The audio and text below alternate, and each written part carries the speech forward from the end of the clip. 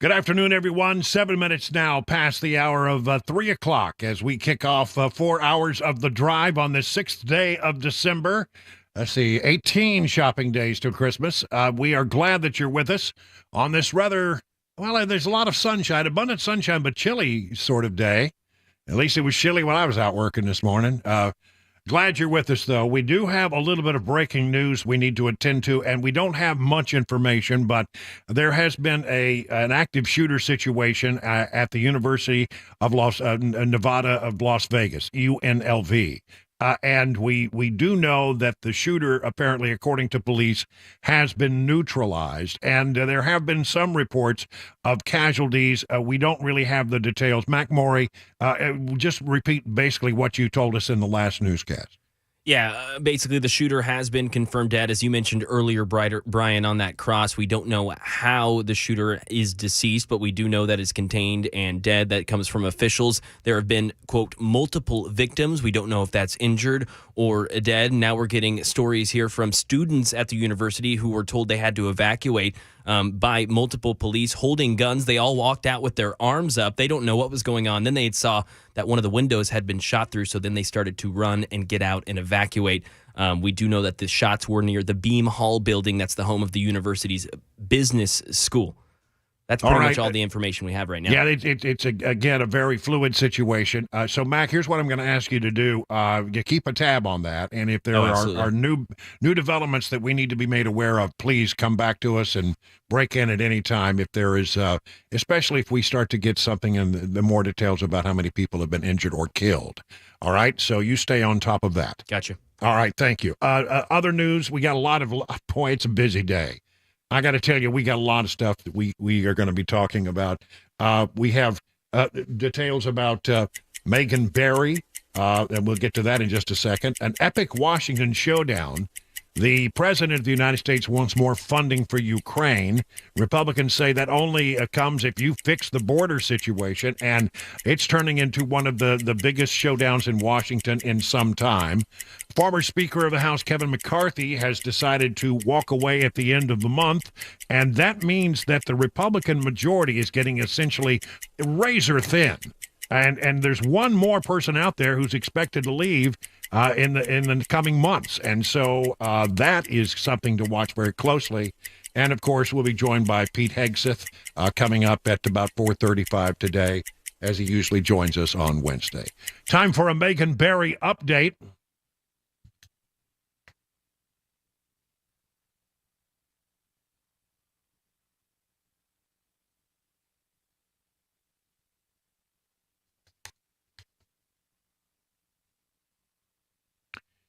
That's right.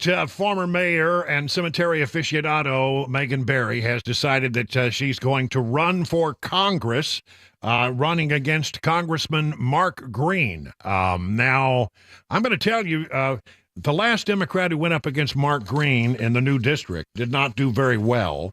That was Odessa Kelly, and Green came in with 60% of the vote, and Odessa Kelly came in with 38% of the vote. So it's a heavy lift for any Democrat, the way this particular district is drawn. But Megan Barry did make her announcement today saying that but she didn't have a press conference, interestingly enough. But she did have a YouTube release where she said, sure, I've made some mistakes. There are losses so profound, they change you forever. And there are lessons learned in life that are so profound, they stay with you forever. 6 years ago, while I was the mayor of Nashville, we lost our son Max to a drug overdose. A knock on the door in the middle of the night that no parent should ever have to answer. And during that time, I made mistakes. I owned up to them, and I took responsibility. And my husband Bruce and I worked through it all together. I don't think anybody should be defined by their worst moments. It's what you do next. Well, that's her take on it. Apparently, if I'm reading it correctly, she is saying, and due to the tragic loss of her son, and again, that is a tragic thing, she seemed to say that during that time that those two things were connected, the loss of her son and her irresponsible action and having an affair with her bodyguard and traveling all over the world. And it's really more than just the affair. That's, of course, a matter of judgment, I would say, but It also was about the way that overtime was accrued by the bodyguard. In fact, when she went through her adjudication on this matter, she was sentenced to 3 years of unsupervised probation and agreed to reimburse the city for $11,000 in unlawful expenses, and then completed 3 years of unsupervised probation.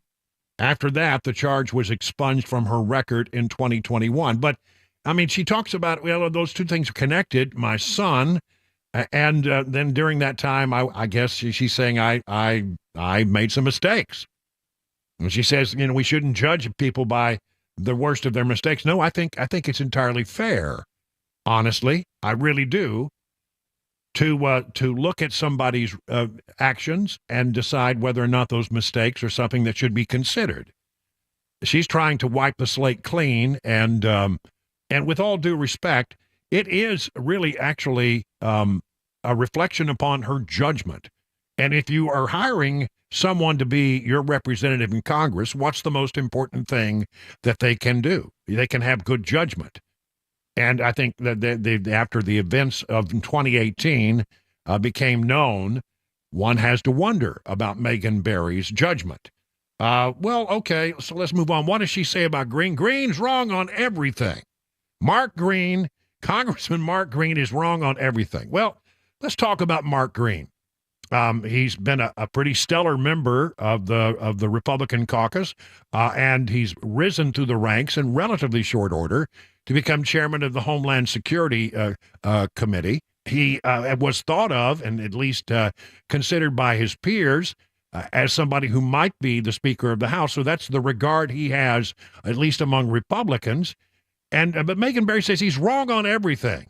He's wrong on all the big issues. Here's Mark Green today talking about the border. Tell me if you think he's wrong on the issue. I mean, there is no southern border with the policies of this administration. The parole, instant parole, basically catch and release has created an incentive for people to come from all over the world, 160 plus countries, and they are pouring across with no way to stop it. We've got to fix policy. That's the issue. They're more concerned about the border between Ukraine and Russia than they are our United States border and the safety of Americans.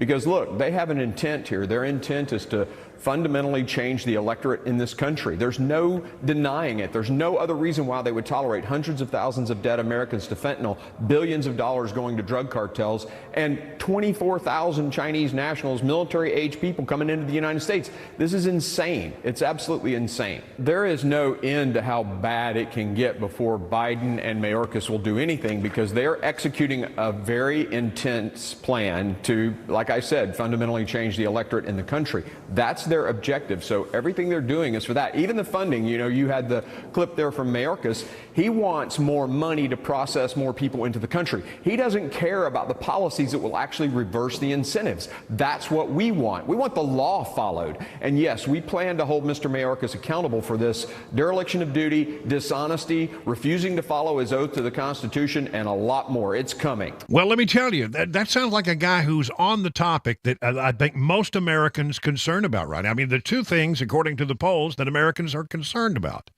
Number one, of course, is the economy, and number two is the border and the insecurity there. And this is the man who's on point in the House of Representatives on this issue. You know, he's a former U.S. Army major, and as I said, chair of the U.S. House Homeland Security Committee. He won re-election last year by a substantial margin. And he is, I think, held in respect and within the circles in Washington in which he moves. And I think he's doing a completely great job. So why would Megan Barry want to get into this, given that well, if you look at the way the district is cut up, it doesn't look like she's going to have an easy go of it.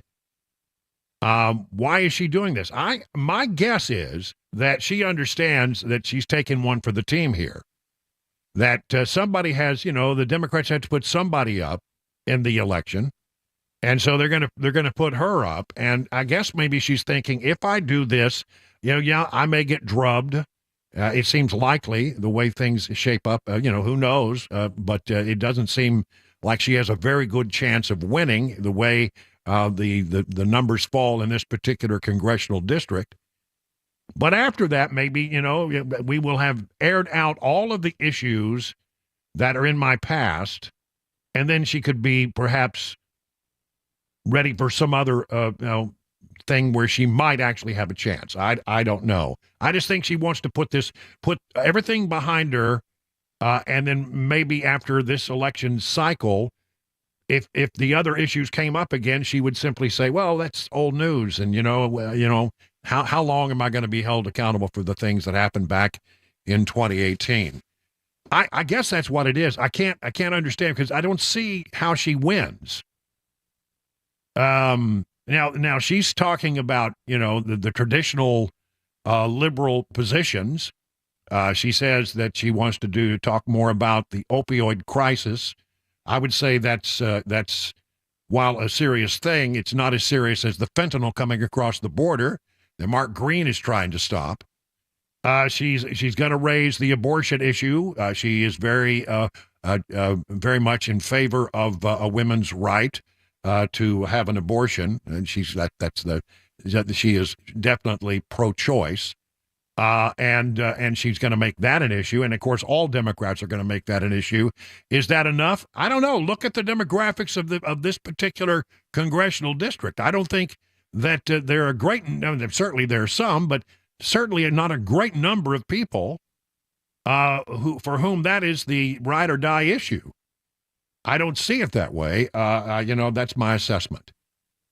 So Megan Barry, rising from the ashes, having spent some time off after 3 years of unsupervised probation, all the events of 2018 now expunged from her record, but it hasn't been expunged from the memories of the people who live in Nashville, who will remember all of that craziness back in 2018, where she was traveling around the world with her bodyguard, and spending a great deal of taxpayer money in overtime, and it came to the attention of the district attorney, and charges were brought.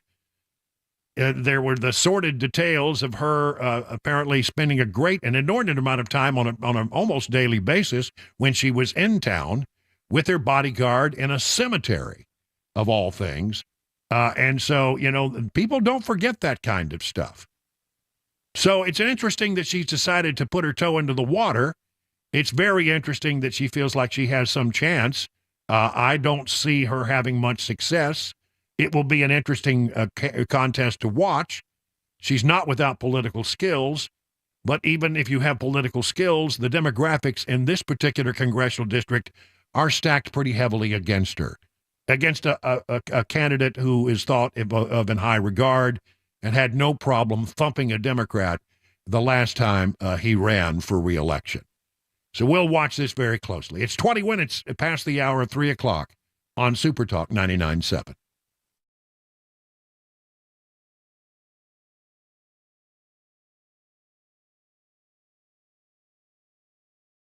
Let me tell you about the folks over at Genesis Diamonds. They are in the process of rolling back prices and finance rates so you can get headliner gifts for this Christmas.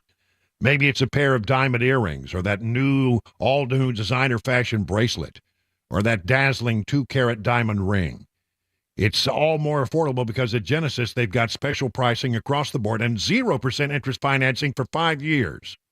You can get that $3,000 diamond pendant and pay just $50 a month.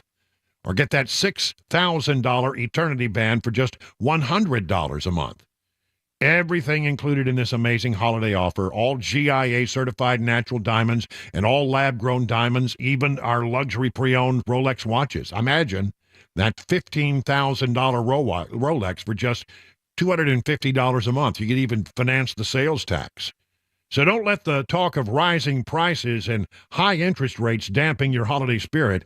At Genesis, they are lowering prices and taking interest rates down to zero. Zip, nada.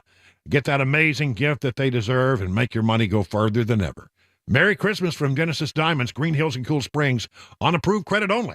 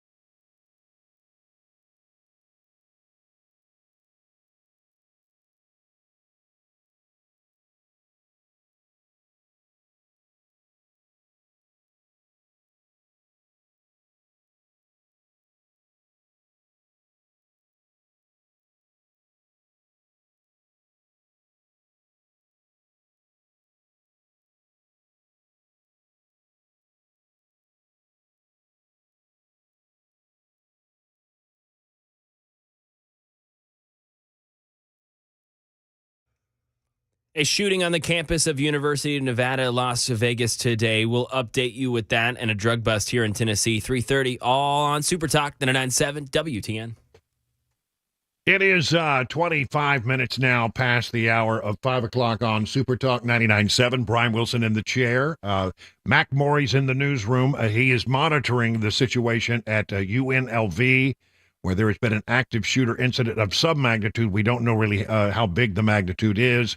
The shooter has been neutralized, but we don't have really good details about casualties or potential fatalities. Except that apparently there are some people we know who have been injured. That's about all we really have on it.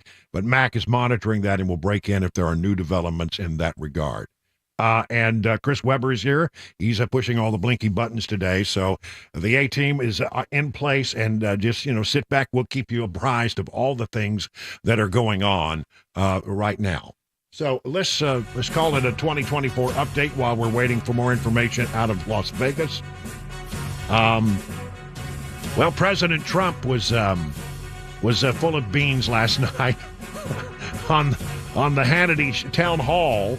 Former President Trump appeared, and he looks like he's he's in rare form. I mean, it's the Trump that we all remember.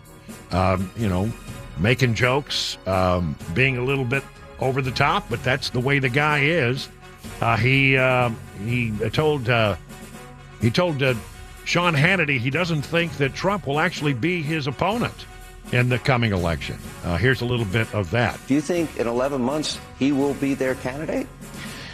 I personally don't think he makes it. Okay? I haven't said that. I'm saving it for this big town hall. I personally don't think he makes it. I think he's in bad shape physically. Do you remember when he said, I'd like to take him behind the barn? If he took me behind the barn and I went like this, I believe he'd fall over. But who knows? But it was okay. And by the way, it was okay for him to say that. He said, I'd like to take him behind the... He could say that and everyone thought it was so cute. If I ever said it, they'd say, he's a dictator. He's a horrible human being. It's a whole double standard we have, and not only in the law, but just about everything else, as you know very well. I personally don't think he makes it physically. I watched him at the beach. He wasn't able to lift a beach chair, which is meant for children to lift. You can lift it like that. And mentally, I would say he's possibly equally as bad and maybe worse. But I don't know. I will say this. He's got vicious people surrounding him around that beautiful Oval Office. There are people in that Oval Office that are evil people, bad people, smart people, young, vicious. They're communists and they're bad. Who do you think would replace him then? Well, I saw one person on who I actually had a very good relationship with, but I'm sure that it would end very quickly. I saw him in your debate the other night, and he's slick, but he's got no facts. He's got no facts. I thought he did well, considering... You're talking about Gavin Newsom. Yeah, considering that he didn't have the facts. I thought he did well. He said, we have the lowest taxes in the country. We have the cleanest streets in the country. And I'm saying, wait a minute, is he talking about the same place? So he'd certainly be one. I guess they say that Kamala would be the odds to be. Well, anyway, there he was pontificating. At the end of the thing, there was sort of a one-off where Sean Hannity said, look, everybody says you're going to be a dictator if you get reelected. Do you want to give people reassurances that you're not going to be a dictator?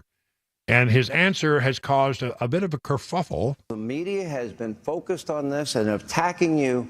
Under no circumstances. You are promising America tonight you would never abuse power as retribution against anybody. Except for day one. Except Look, for? he's going crazy. Except for day one. Meaning? I want to close the border, and I want to drill. He says, you're not going to be a dictator, are you? I said, no, other than day one. We're closing the border, and we're drilling. After that, I'm not a dictator. Well, I mean, the left lost its mind. Well, he's confirming that he's going to be a dictator. Oh, my gosh. And there's the wailing and the gnashing of the teeth of the Democrats. Oh, he's going to be. See, we told you. Are you listening to what the man said? First of all, I think he's saying it tongue in cheek. I think but there's nothing about what he has said here that actually represents the actions of a dictator. It reflects the actions of a president of the United States, and well within the power of a president of the United States to do such things.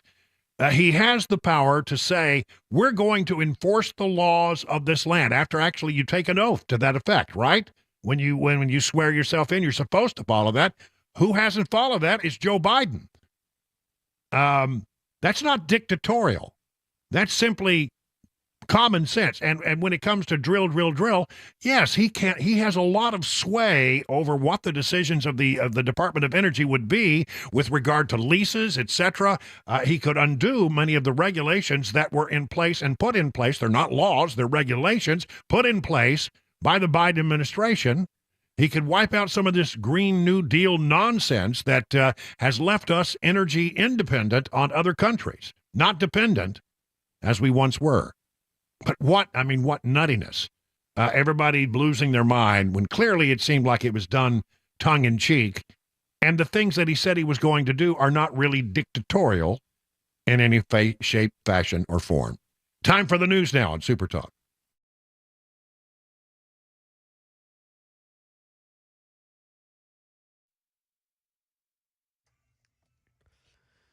.31, I'm Mac Morey with your top stories. 47 degrees, a bit of a breeze. Got a cool forecast ahead along with traffic coming up 5 minutes. Right now in Nevada, a mass shooting on UNLV's campus today is reported to have multiple victims, at least injured, if not worse. Officials have said that the shooter is deceased. We don't know how that happened. Multiple students heard the gunshots, ran. Others were escorted out of class by police. We were on the second floor of the Student Union building. Student Union building got evacuated. We were evacuated out by police holding guns. We all walked out with our arms up. When we were walking out, we saw one of the windows had been shot through, so we got out. Reports indicate that the shots were fired near the Beam Hall building, the home of the university's business school. Here in Tennessee, a drug bust. News 2 reports that 5 people have been arrested following an investigation from TBI and the Huntington Police Department in Carroll County. Officials obtained a search warrant for a home on Purdy Road and discovered methamphetamine, marijuana, and drug paraphernalia. There were 5 people inside of the house at the time of the search, all of which arrested, the youngest being 47, the oldest 67 years of age. In the nation's Capitol, building off his testimony to Congress yesterday, FBI Director Christopher Wray today delivering a sobering assessment of the current threat environment facing the United States, in part following the Hamas attack on Israel on October 7th. Here's Wray. Even before October 7th, we assessed that the terrorism landscape, the terrorism threat really across the spectrum, from homegrown or jihadist-inspired violent extremism to domestic violent extremism to foreign terrorist organizations to state-sponsored terrorist attacks, was elevated. But post-October 7th, it's gone up to a whole nother level. And that is the latest news. Traffic and weather next. I'm Mac Morey, WTN News.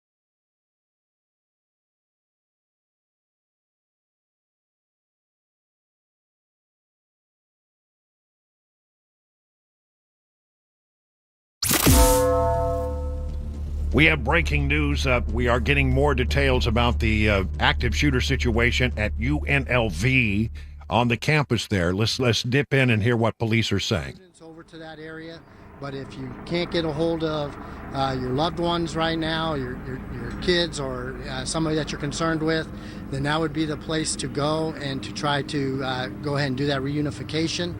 We will have people there to assist you. We also have a phone number. It is being staffed. It's 702-455-AIDE. And there'll be a website opened up, and it's facofsouthernnevada.com.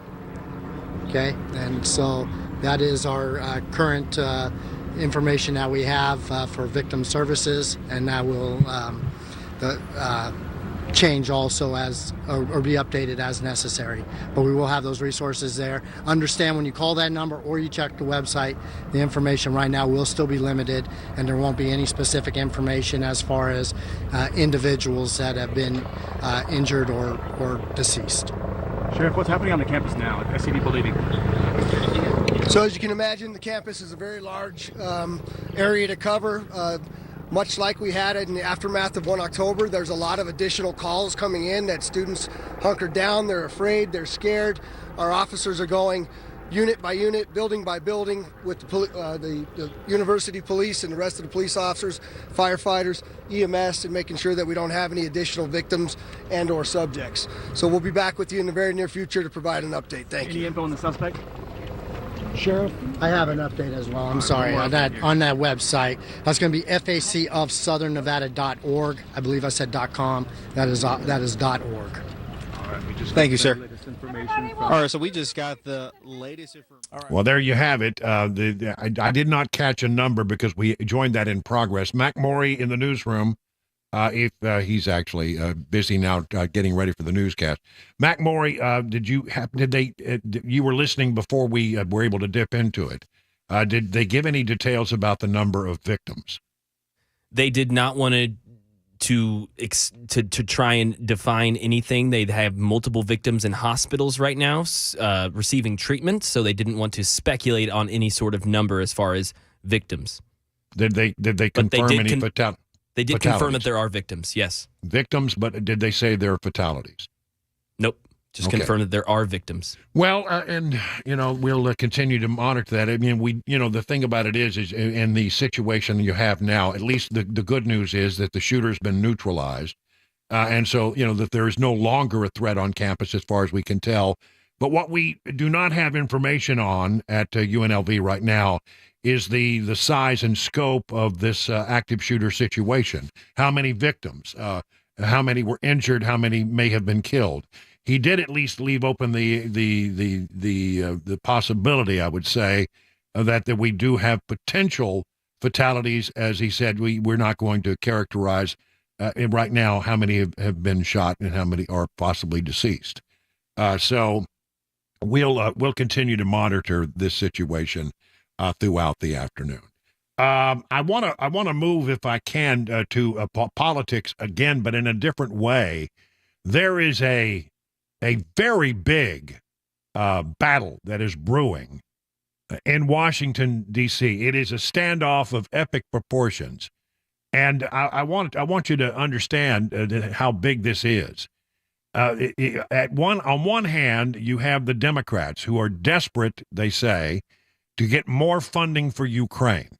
And the Biden administration has been very firm about wanting to support Volodymyr Zelensky and continue to support their efforts against the Russians in Ukraine. The Democrats in the House of Representatives say, okay, but before we give you any money, we sign off on any more money for Ukraine, there's something that we need. And what we need is we need you to do something to secure the border. And we're not going to approve in the House of Representatives. And by the way, Republicans in the Senate say they're in lockstep with the House. They're not going to approve any money for Ukraine as long as the border situation continues to devolve. 12,000 crossings yesterday. I think that may be an all-time high. We're not talking about it. We're not focused on it the way we have been in the past. But, I mean, we're seeing numbers now that are as large or larger than anything we have seen during this whole border crisis. The President of the United States accused Republicans of trying to kneecap Ukraine without by holding up the funding of additional support. We've sent $100 billion already to Ukraine, and Biden wants more. Chicken with our national security, holding Ukraine's funding hostage to their extreme partisan border policies. This has to be a negotiation. Republicans think they get everything they want without any bipartisan compromise. That's not the answer. That's not the answer. And now they're willing to literally kneecap Ukraine on the battlefield and damage our national security in the process. Well, he's talking about, there needs to be compromise. Yes. The compromise is this. If you want funding for Ukraine, you need to compromise and do something about the situation on the border. Secretary of Homeland Security Alejandro Mayorkas says, well, some of the things that the Republicans want are worthy and some are not. This is just irritating. We've presented proposals that address the situation, that provide real practical solutions, and also do not do violence to our fundamental values. We are a country of refuge. Some of the proposals are reasonable and worthy of discussion. Others are frankly not. He says they're not. Well, you know what they want is okay, we'll go along with some funding for the border, but that money would be used by the Democrats and by the Border Patrol to increase the processing of people, not fundamentally stopping the flow of people into this country, which is reaching all-time highs. Listen to Chris Clem, a former Border Patrol section chief who is assessing the situation in Arizona today. At first, we thought it was incompetence. They just didn't know what they were doing. But the fact that we were into year 3 and it's been, something that was told by us or to us that this was unsustainable, well, they figured out a way to sustain this. So it's got to be deliberate. I'm glad that lawmakers are getting together to do something about issues impacting Washington, D.C. When are they going to get together and hold each other accountable to do something right here on the border? Because these border states are having to deal with this every day. It's worse now than perhaps it's ever been. And as Mark Green pointed out, what they're trying to do is fundamentally change the electorate dynamics of this country.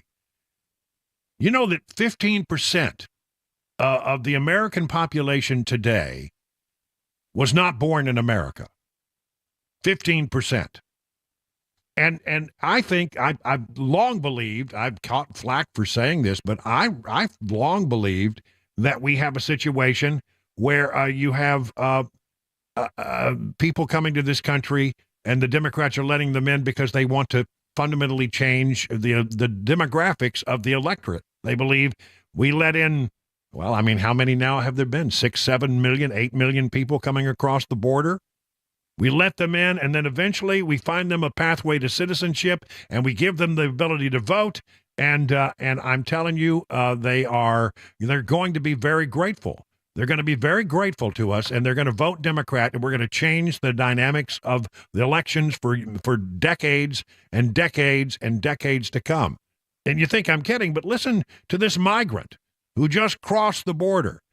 By the way, he's not from South America. He's not from Mexico. He's not from Central America. He's from Africa. I love you, Joe Biden. Thank you for everything, Joe Biden. I'm a good person. I want to be a good person here in the United States. I came here because I want quality life. America is a land of opportunity. Land of opportunity, but there's also a land of rules, a land of laws. We have this thing called the rule of law, and the law says you're not supposed to come across the border. I mean, honestly, think about this. Every single person who's come across the border and is being led into America has already violated the law.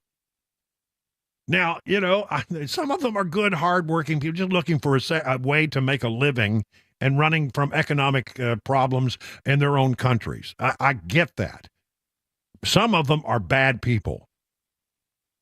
The border crisis is a humanitarian crisis because people are putting their lives at risk to come across the deserts in the summer, to wade across a river. I mean, people have died trying to make that trek. So it's a humanitarian crisis on that front. It is a problem about human trafficking.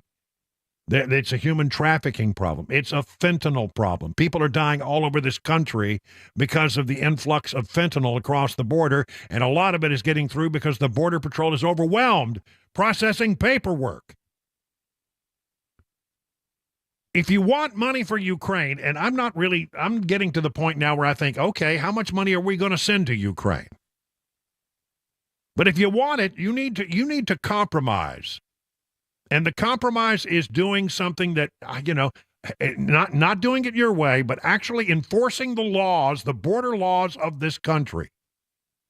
To simply go back to where we were before Joe Biden took the oath of office. That's the compromise, Mr. President. I don't know where you are on Ukraine, but it seems to me what I am reading into the situation that many Americans are now getting weary of sending billions and billions and billions of dollars to Ukraine. The foreign policy initiatives like that are never very popular, but certainly this one, I think the tide is starting to turn on that. And I'm not sure that there is as much bipartisan support to continue the funding of Ukraine that there was before. But I'll tell you this, I am glad to see Republicans in the House and in the Senate say, no more money for Ukraine until you fix the border situation, you start enforcing the laws. All that the Biden administration seems to be willing to do with regard to the border is send more money so they can process people faster. That's not the solution.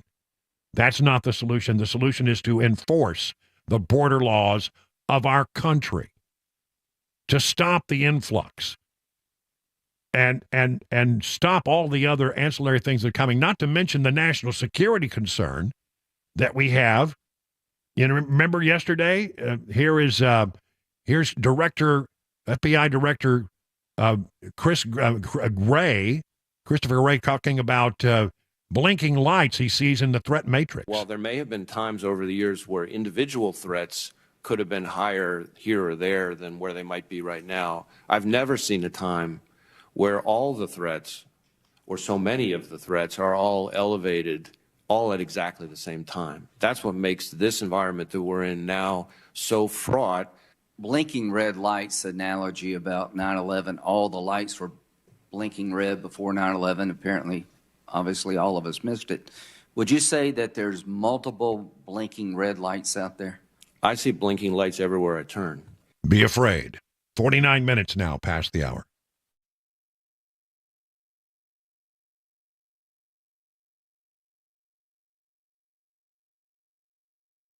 I want to talk to you about gold. It's been used as money for millennia. It is a tried and true store of value. And by the way, its value has been going up recently. It is consistent across generations. Some have observed that generational wealth has three components: land, art, and precious metals. Well, land and art, that can be hard to evaluate. If you're trying to get land, it's expensive too. But precious metals like gold, platinum, and silver are practical solutions. Inflation is currently decreasing the value of your money. Gold and silver can be a safe haven during uncertain economic times. You can learn all about the importance of owning precious metals by going to Nashville Gold & Coin. Maybe you have gold that was given to you. You're not sure what it's worth, or you're just curious about precious metals and want to learn more. Well, this is the place to go. Nashville Gold & Coin. They're always available to discuss your options and educate you on the precious metals market.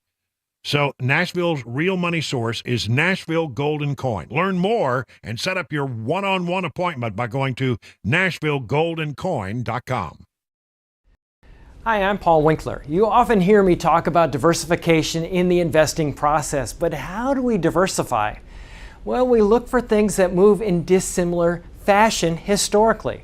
Some of those market areas might be really small companies or really large companies, or very growth-oriented companies or value-oriented companies.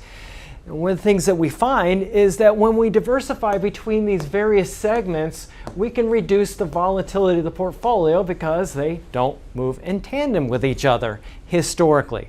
Now we can do that in US markets, we can do that in international markets, and in emerging markets. And when we can dampen that volatility, we can help get ourselves a little bit of a better outcome as far as knowing what we might likely have in the future or how we can take income from our investment portfolio.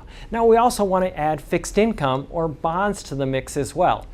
Now, if we know that we need to do this, what's the best way to do it? Well, one of the things that we often teach is this concept of market efficiency. This won the Nobel Prize in economics as well. And it's the idea that if I'm investing in, let's say, small value stocks, if we look at professional managers and their ability to say, hey, should I have this stock or that one, and picking companies or areas of the market, we find that they typically get lower returns than the market does on its own. They just add expense and they can add a lot of volatility. One of the things we want to avoid is anything that can hurt your returns and increase your risk in the investing process. To learn more about our approach to investing and financial planning, go to paulwinkler.com and set up a free 15-minute phone call or call 615-851-1950.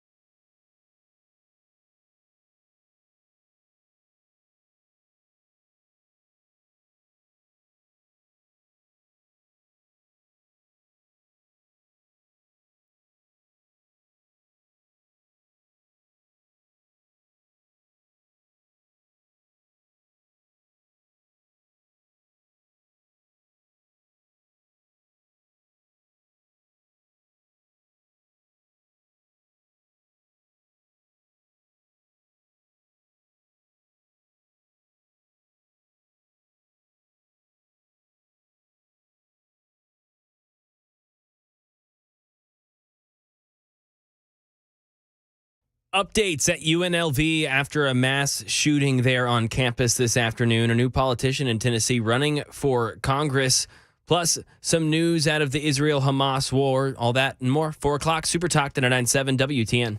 All right, let's take a look at the markets. All the indices are down today, not dramatically, but they're all down as the recent rally falters. Dow Jones Industrials down 70 points, S&P down 17, NASDAQ down 83.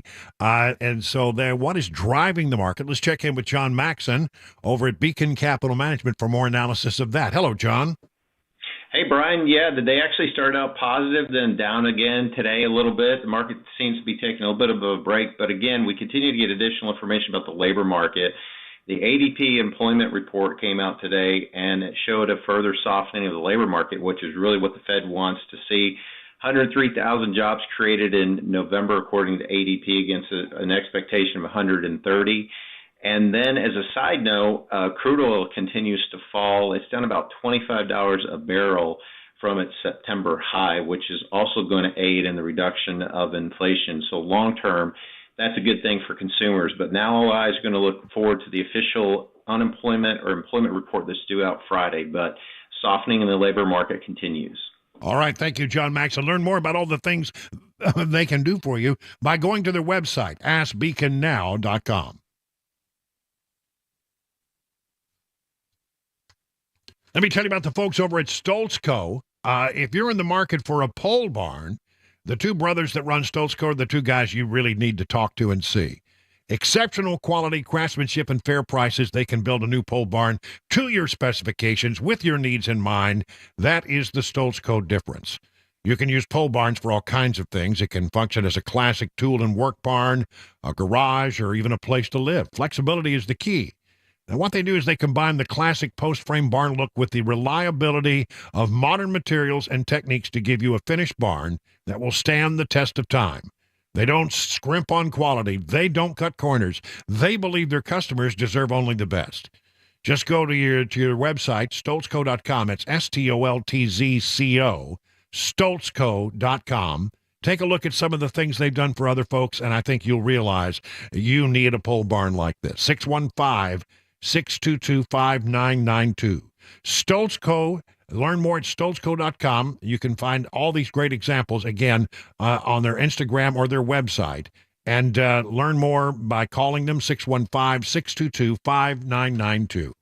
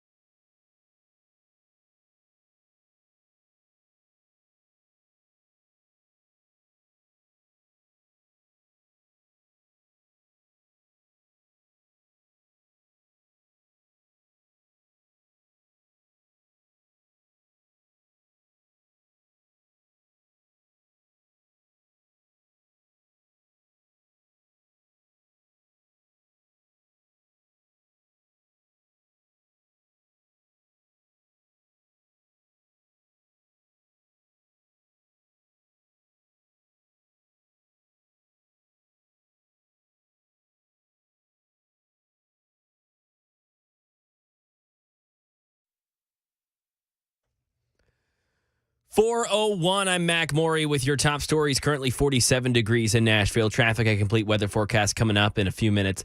An ongoing breaking news story out of Nevada. There was an active shooter on UNLV's campus this afternoon. Officials reported that the subject is now deceased and that there's no active threat. Las Vegas PD Sheriff Kevin McMahill spoke in the press briefing. Of course, we have no idea on the motive.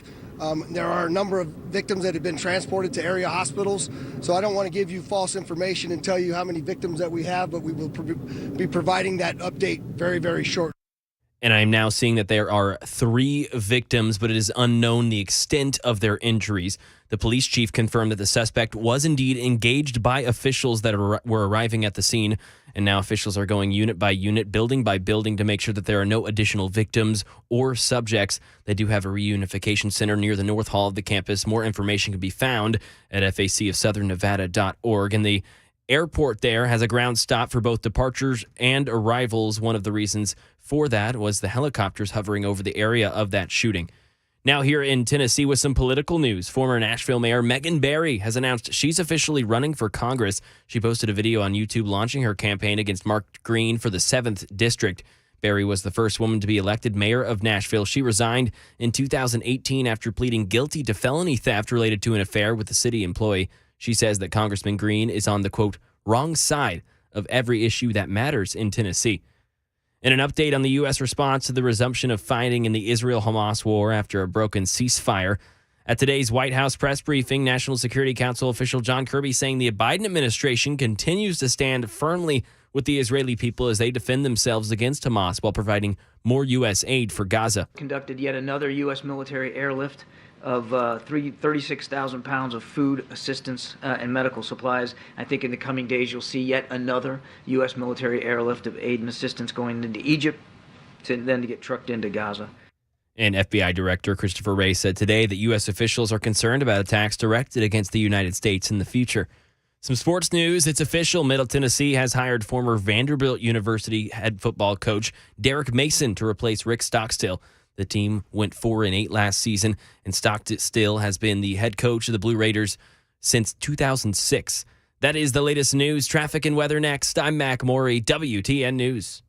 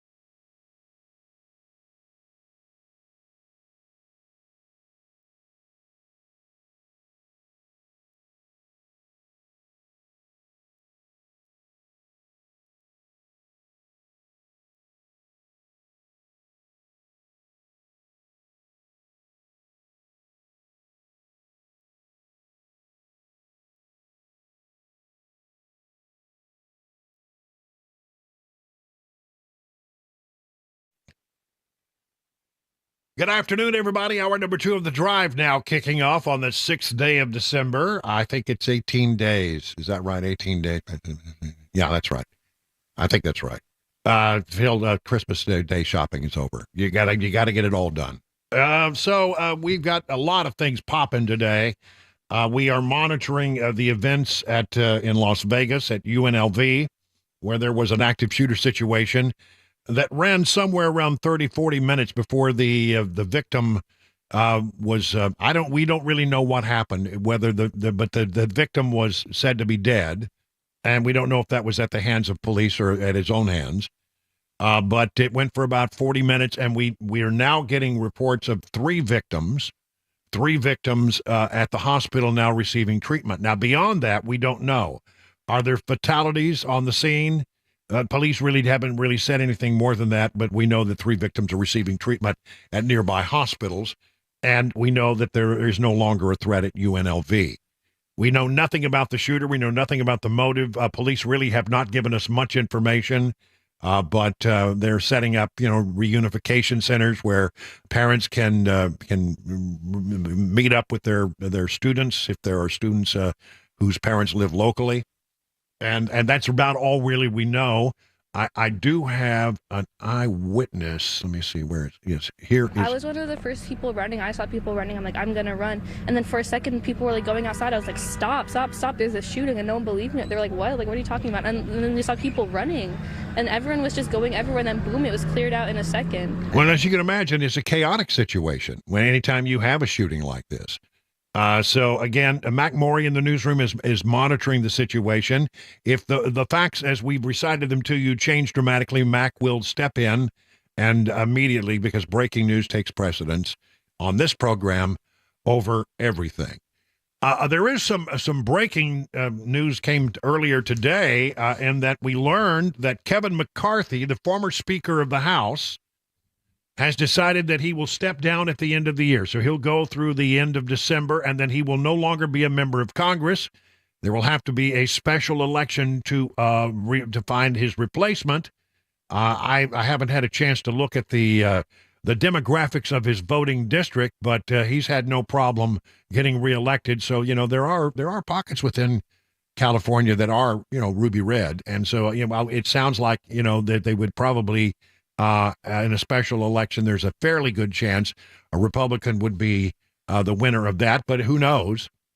The thing that really worries a lot of people is that it really brings the margin of the majority down. I mean, right now, you have Kevin McCarthy who's leaving at the end of the month. You have George Santos, who was just expelled from Congress. And I think it was appropriate to do that. But, I mean, when you do that and you have a very small margin for error, that makes it, a little dicey. The Speaker of the House, Mike Johnson, said he was actually worried about that because, he's only Speaker because Republicans have the majority. But with Santos gone and with McCarthy gone, and with a congressman by the name of Bill Johnson from Ohio, who has announced that he will leave in the coming months. I don't know exactly when that will be, but he said that he's going to take a job as a president of the Youngstown State University and will not be seeking an 8th term. I wasn't looking for another job because I love the one I have, serving the people of Eastern Ohio, an extremely difficult decision. He's expected to serve for a few more months before going to his new job, but not probably fill out the rest of his term. So that leaves a 3-vote margin in the House of Representatives, which, as these things go, is razor thin. I mean, people get sick. People, there are members of the Republican caucus who are way up there in years. You just never know how life is going to intervene.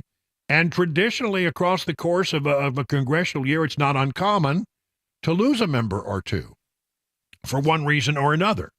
And so, this means that it is, I guess, a stroke of bad luck going against Republicans could mean that Republicans could lose their majority and Hakeem Jeffries would become Speaker of the House. It's very these margins are, as I would like to say, razor thin. Razor thin. So, McCarthy was, it was not an easy job for him to become speaker. 15 rounds. We all witnesses staying up till, I guess, almost midnight one night watching all the votes take place. And it took 15 rounds for McCarthy to become speaker. And then because he put a rule in place, or allowed a rule to be in place that said any one member of Congress could come forward and call for a vote to vacate the chair, which is basically a call to get rid of the speaker. He let that be there as that's how he got eventually the job, by promising that any member could do that. Well, it turns out one member did. Matt Gaetz and the Vacate 8 people who became irritated for one reason or another against Kevin McCarthy, basically removed him from that seat. And then we went through another 3 weeks, I think it was, where we were trying to figure out who's going to be the Speaker of the House. The Speaker basically could not function. The House of Representatives could not function for about 3 weeks while they figured out who was going to be the Speaker. It turned out to be Mike Johnson after, I don't know how many different votes, but a lot of them. Now Mike Johnson is Speaker of the House, but if he were to lose 3 votes for one reason or another, then, he could lose his speakership. But I think more problematic, perhaps, is the fact that you never have in the Republican Party today, you don't have people lined up in lockstep like you used to be. I mean, there was a time and a place where if you were a Republican and the Speaker was a Republican, the Speaker would tell you what to do and you did it. But now that doesn't happen much anymore. Those days are gone. And it's not uncommon on any issue at all to find that you have 2 or 3 or 4 or 5 Republicans who just don't like the bill or don't like the policy or have some objections or have some difficulty voting for it because how it will play back home. Anything can happen. It's going to be much more difficult to pass legislation when you can only afford to lose 3 votes. You lose 3 votes and you don't win the issue, which means that, you're going to have something. You have to be very persuasive as Speaker, and you've got to get everybody in line. And that's something we have not seen of late in the House of Representatives. Republicans are squabbling among themselves much of the time in the House of Representatives. So this decision by McCarthy to leave, Santos got expelled. This guy Bill Johnson from Ohio, is going to go off and be a university president. And now we have only 3-vote majority in the House of Representatives. So there is that. By the way, I just want to turn for a moment to something that's a bit unusual while I have some time here. And it is how badly the electorate in America now feels about Joe Biden. Joe Biden is, a lot of people, he said the other day, I'm running because I feel like I have to, somebody has to beat Trump. Well, he then said, if it weren't for the fact that, Trump was running, I'm not sure I'd be running. Making people wonder, are you thinking about maybe bowing out? I mean, it sort of sounded like his heart wasn't in it. He said, no, I got to stay in. I'm going to stay at it. I'm not sure that his assessment is correct, because I think he believes he's the only guy who can beat Trump, and the numbers don't quite add up that way. The way the polls are falling right now, it looks like it might go the other way. And there are perhaps some Democrats out there who could run, who would have a better chance than Biden of defeating Trump. So, he's delusional on that point. But listen to this. This is CNN doing a little chalk talk about their latest polling data and how Americans view President Biden. What is the most important issue for Americans? And overwhelmingly, respondents in the poll say it's the economy, 42%. 12% say immigration, 10% foreign policy, partisanship and divisions in the country, 6%. 6% say guns and crime. So on issue number 1 of the economy, it's a pretty poor outlook from the American people. Only 29% assess current economic conditions as good. 71% say they are poor. I'll note That's a slight uptick from what we've seen before, but still, it's in the cellar in terms of positive overall impressions of the economy. And his approval rating, the president's approval rating on the economy data, is even worse than his overall approval rating. It's only at 33%, 67% disapprove. You are right. We saw on issues like abortion rights or voting rights and election integrity, Democrats have an advantage on those issues, and they did turn out on those issues last year, so that is a good note. But I would just note on what voters say right now is the most important issue, he's got real trouble as well. And they're trying so hard with Bidenomics, spending a lot of money on it, to press the point that the economy is getting better, and voters aren't buying it. It's like they're trying to tell people how to feel, and it doesn't always work. Right. Right now in our poll, we should see a 10-point advantage for Republicans on the issue of the economy. A 10-point advantage on the economy. And what is it they always say? It's the economy's stupid. The economy is the thing that drives people. They vote their pocketbooks. They vote their own self-interest. And if they feel like the economy is in the toilet and they're not doing well, they're not going to vote to reelect Joe Biden. So it's interesting that he thinks that he has to stay in because I guess he, in his mind, believes he's the only Democrat who can defeat Donald Trump. Donald Trump doesn't think that Joe Biden is going to be the guy, and said as much. He said, I don't really think that he's going to be the guy. I'd be surprised if he is. He said, he looked at potential running mates, people who he might challenge him. It'd be Gavin Newsom came to mind. Gavin Newsom says he's not running, but he sort of looks like he's running. I don't know. We're running out of time. You get on the ballot in Michigan, the TikTok, it's about to run out. If you don't get on the ballot in Michigan, you're going to have a hard time becoming the president of the United States.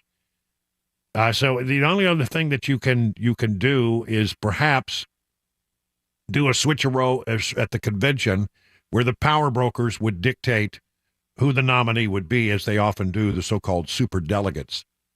But it's interesting that it's going so badly, and Joe Biden still believes that he's the guy who can beat Trump. I don't know where he's getting that, because I think you look at objectively at the data that is out there, and that seems to be, really heavy. It's getting to be every day a heavier and heavier lift for Joe Biden.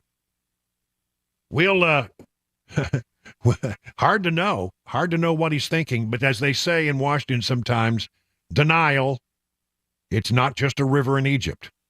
20 minutes past the hour of 4 o'clock on Super Talk 99.7.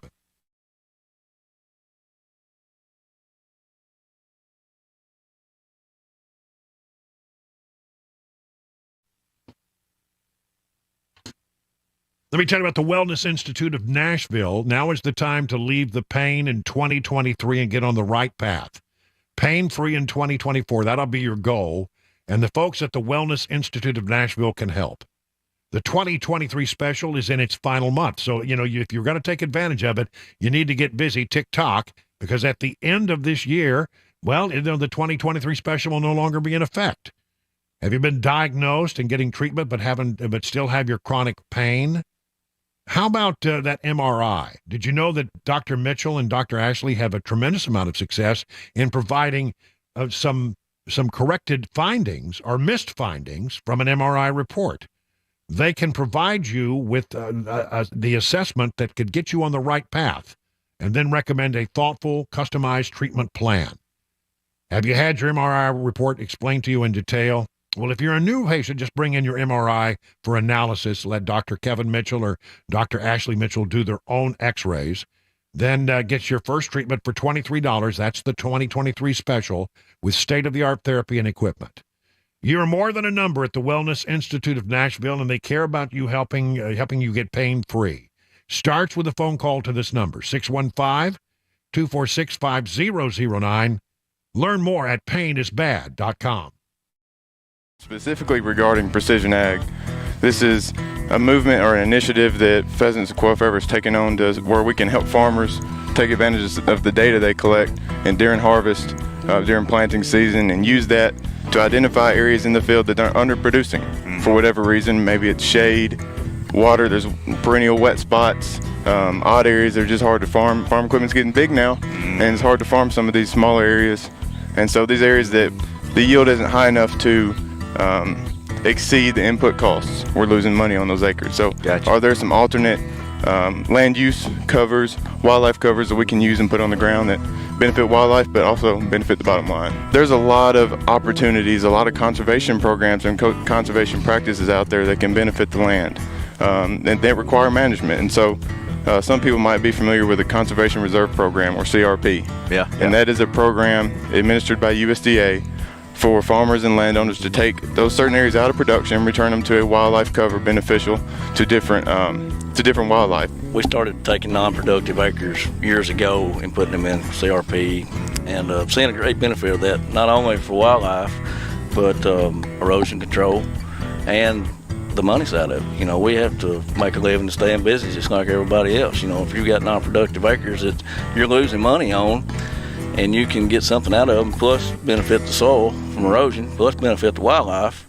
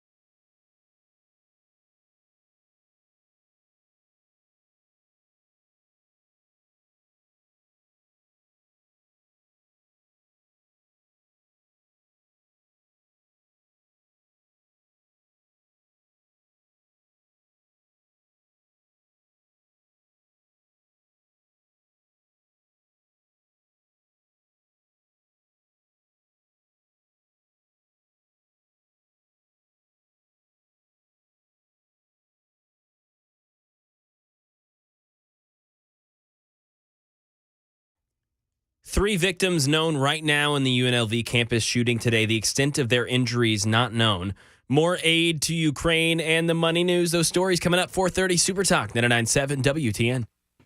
25 minutes past the hour of 4 o'clock on Super Talk 99.7. Brian Wilson in the chair and on the air. Looking forward to the event tomorrow over at in Mount Juliet at Scoreboard Cedar Creek Marina from 4 to 8. All the guys will be there. Dan, Chris, and Matt will they'll be the landing party. They'll establish the beachhead over there, and then I'll be joining them. I'll start the show over here and then drive over to join them, and we'll be going all the way till 8 o'clock. And I think it'll be a good time had by all. Scoreboard, food there, and just good fellowship. And we're going to be talking about the year that we're about to leave behind and the year ahead. Free of charge, no tickets. And you can get details at 997WTN.com. Biden Inc. The investigation into Biden Inc. is getting more interesting and more interesting. Today, James Biden was supposed to be behind closed doors taking a deposition before the House Oversight Committee, and that did not happen. From New York Post, James Biden will not appear for questioning after his legal team argued there was no justification for the demand. House Republicans, they write, believes James Biden ultimately will comply with the subpoena, but it's unclear when that might happen. While his first son, Hunter Biden's legal team, has yet to say if they will appear for a scheduled December 13th deposition behind closed doors. They had said, no, we don't want to do that. We want to do it in a public open hearing, which is not the way that's not the way this works. You don't get as much information in a public hearing as you would get in a deposition behind closed doors. So the question is, what's going to happen here? Will James Biden sit down? Will Hunter Biden sit down and answer the questions of the House Oversight Committee as the House Oversight Committee tries to figure out whether or not there was a quid pro quo. Did Joe Biden do things in return for money that was given to the family business? That's what's really at stake here. The president was asked about it again yesterday, and he said, well, no, the allegations against me are a bunch of lies. Can you explain to the Americans amid this impeachment inquiry why you interacted with so many of your son and brother's foreign business associates? I'm not going to comment on that. I did not, and it's just a bunch of lies. You didn't interact with many of their business associates? I did not. There's lies.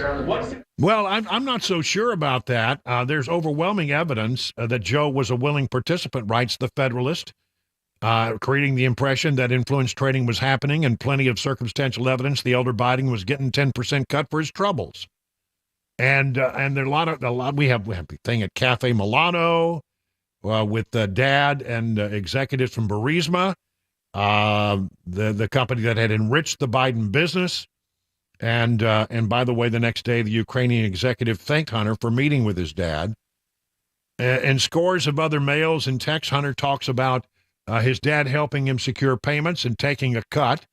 One of Hunter Biden's former business partners contends Joe was involved in the family business, as does Hunter's former close friend who testified under oath that Joe was on upwards of 20 calls with business associates.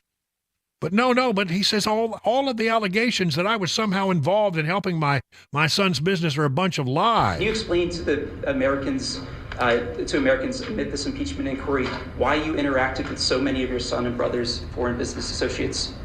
I'm not going to comment on that. I did not, and it's just a bunch of lies. All right, a bunch of lies.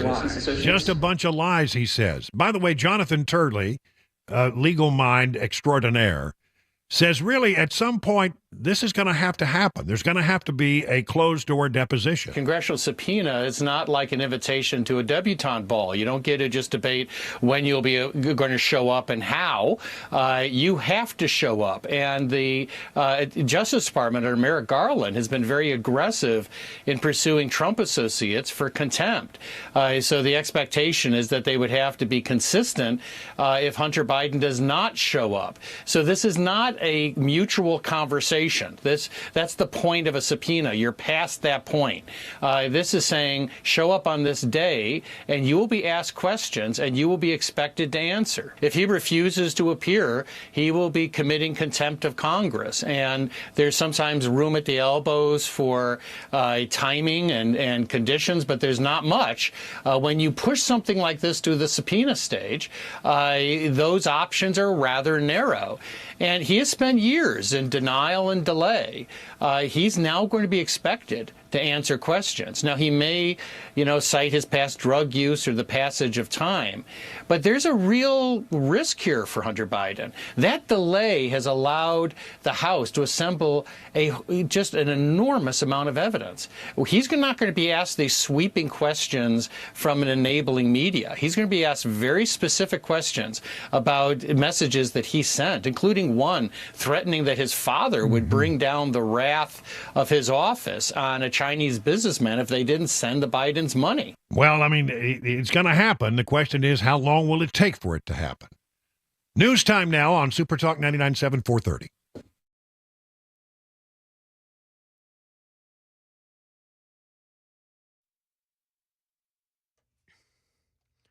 It's 30 minutes after the hour of 4 o'clock. I'm Mac Maury with your top stories. Currently 46 degrees in Nashville. Latest forecast and a traffic report just ahead in 5 minutes. Some breaking news out of the nation's capital. Senate Republicans are trying to end aid to Ukraine and Israel to vote happening right now. We'll keep you updated on Super Talk 99.7 WTN. In a shooting today at the University of Nevada, Las Vegas, an active shooter was reported near the business building of the campus today. Officials responded and engaged with the suspect, who's now dead. There are 3 victims who are now at area hospitals. We do not know the extent of their injuries. Officials are now going building by building and unit by unit on campus to make sure there are no more victims and no more subjects. That's a process that's going to take some time. Matthew's a junior at the school who was on campus during that shooting. Thank gosh it's near the end of the semester so we can have a month off for people to recover, and hopefully we can grieve about this and come together as a community to pass this and go into the next semester. But I don't know, I'm super nervous. And there's a reunification center set up for students and faculty. And now over to some money news. Daria Albinger. Stocks continued to slide for a third day in a row. The Dow fell 70 points, the Nasdaq gave up 83, and the S&P closed down 18. A drop in the price of crude dragged down by big oil stocks pushed markets south. Marathon Petroleum fell almost 4%. GameStop reported its latest earnings after the close, its numbers falling short of analysts' expectations. The heads of Wall Street's biggest banks headed to Capitol Hill to plead with senators to stop the Biden administration's proposed changes to how banks are regulated. The CEOs of J.P. Morgan, Bank of America, and Citigroup warned lawmakers that the proposals could weaken bank balance sheets at a time when the industry needs more flexibility. New Mexico's Attorney General is suing Meta, the parent company of Facebook and Instagram, claiming it failed to protect underage users from exposure to child sexual abuse material. And that is the latest news. Traffic and weather next. I'm Mac Morey, WTN News.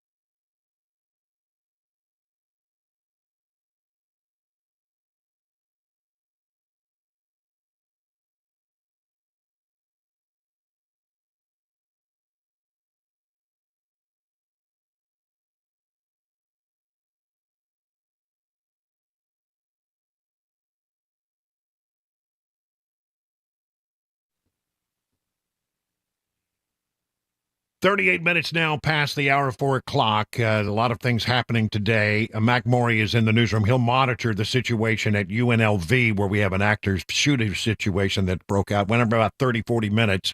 The shooter has been neutralized, and we know of 3 victims, but if there's more to report on that, Mac will break in. It's the time of the week where we stop and visit with Pete Hegseth, who is, of course, the host of Fox and Friends Weekend Edition on the Fox News Channel, but also a resident here in Middle Tennessee. He lives up in Sumner County, and it's always good to have you check in and get your perspective on things. Pete, how you doing? Good, Brian. How are you? I'm well. First of all, I would imagine, it's so much fun, the holiday season, when you have little ones around. I mean, I remember that. That's always so great fun. Do you have any special plans for the holidays?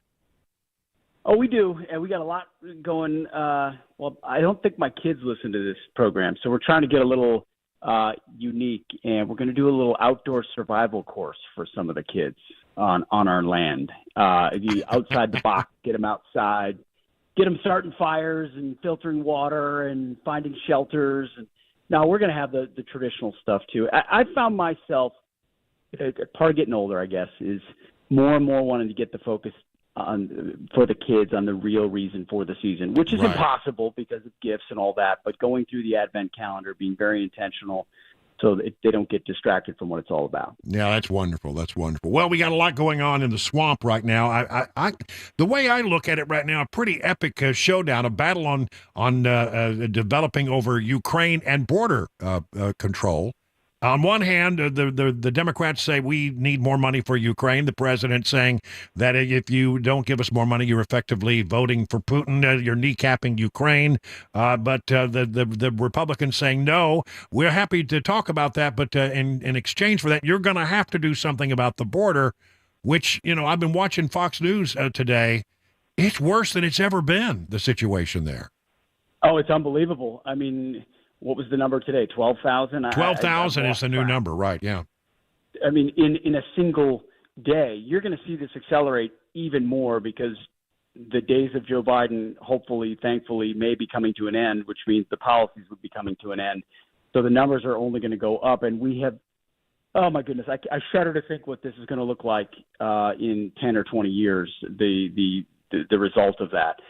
We had actually Speaker Johnson on our program on Fox and Friends Weekend on Saturday, and he said H.R. 2, which is the Republican bill that was passed that goes back to the Trump policies on the border, and this is to quote him directly, is the hill they are going to die on, meaning their insistence will be not more money for the border. More money for the border means more processing and facilitation of illegals. I mean, it effectively helps Biden do what they're already doing. So if they can get a real H.R. 2 somehow mostly intact through the Senate and then actually signed I'm not for more funding in Ukraine. I don't think we should be at this point. The outcome is very uncertain and our goals remain very unclear. But if you can get a deal at some level to actually secure our border under Biden, that's something to look at. But man, Speaker Johnson's got a road ahead of him to try to thread that needle. Yeah, I think it's an interesting battle. I mean, it's going to be an epic battle. The Biden administration, desperately wants to get more money for Ukraine, but when they talk about, doing something about the border, it's always like, well, we want money for more processing, basically. But also they keep talking about immigration reform, which in their definition of immigration reform, it's basically finding a pathway to citizenship. That's what they really want here. Absolutely. They want amnesty. And, remember the conversation we had over Dreamers that was demagogued so heavily for such a long time? Well, we're about to buckle up for Dreamer 3.0, 4.0, 5.0. Problem is this is far more immediate and far more acute. You've got, 18, 19, 20-year-old young men from foreign countries across the globe crossing our border. And these are just the encounters that we know of at the border, not the gotaways, the known gotaways. So it is the goal of the Democrats. This is intentional. They think they're importing future voters. They're importing the third world into our country. They hope they can make them dependent upon the system and reliable Democrat voters in the future. And that's why they talk about comprehensive immigration reform. They'll trade some nonsense border security that they'll undo at their first turn in exchange for a pathway to citizenship, effectively normalizing voters and this entire lack of sovereignty for our country. I watched a little bit of the thing that Sean Hannity had on with Trump last night, and the left is losing its mind over sort of the last throwaway question, where Sean Hannity asked Trump. He said, will you reassure people that you're not going to be a dictator? And he said, well, I'm going to be a dictator only on day one. And then he said, what I want to do is fix the border and drill, baby, drill. And the left has lost his mind, focusing on the thing, which I think was sort of a tongue-in-cheek comment about, yeah, I'll be a dictator for one day. But, I mean, honestly, the things that he's talking about there are not dictatorial. They're clearly within the power of a president to do, which is why we all wonder why, Biden hasn't done it. Yeah, it's classic. It's classic Trump, right? You're going to call me a dictator? Then I'll own it as a joke, tongue-in-cheek, and say the actions I'm taking as an executive on day one are dictatorial. It's what he does, right? If you call me that, fine, I'll own that. But I'll do it. I'll say it as a joke. You won't take it as a joke. You'll lose your mind. But people watching understand that day one there's going to be a massive sea change through executive action, which commanders in chief have the prerogative to do.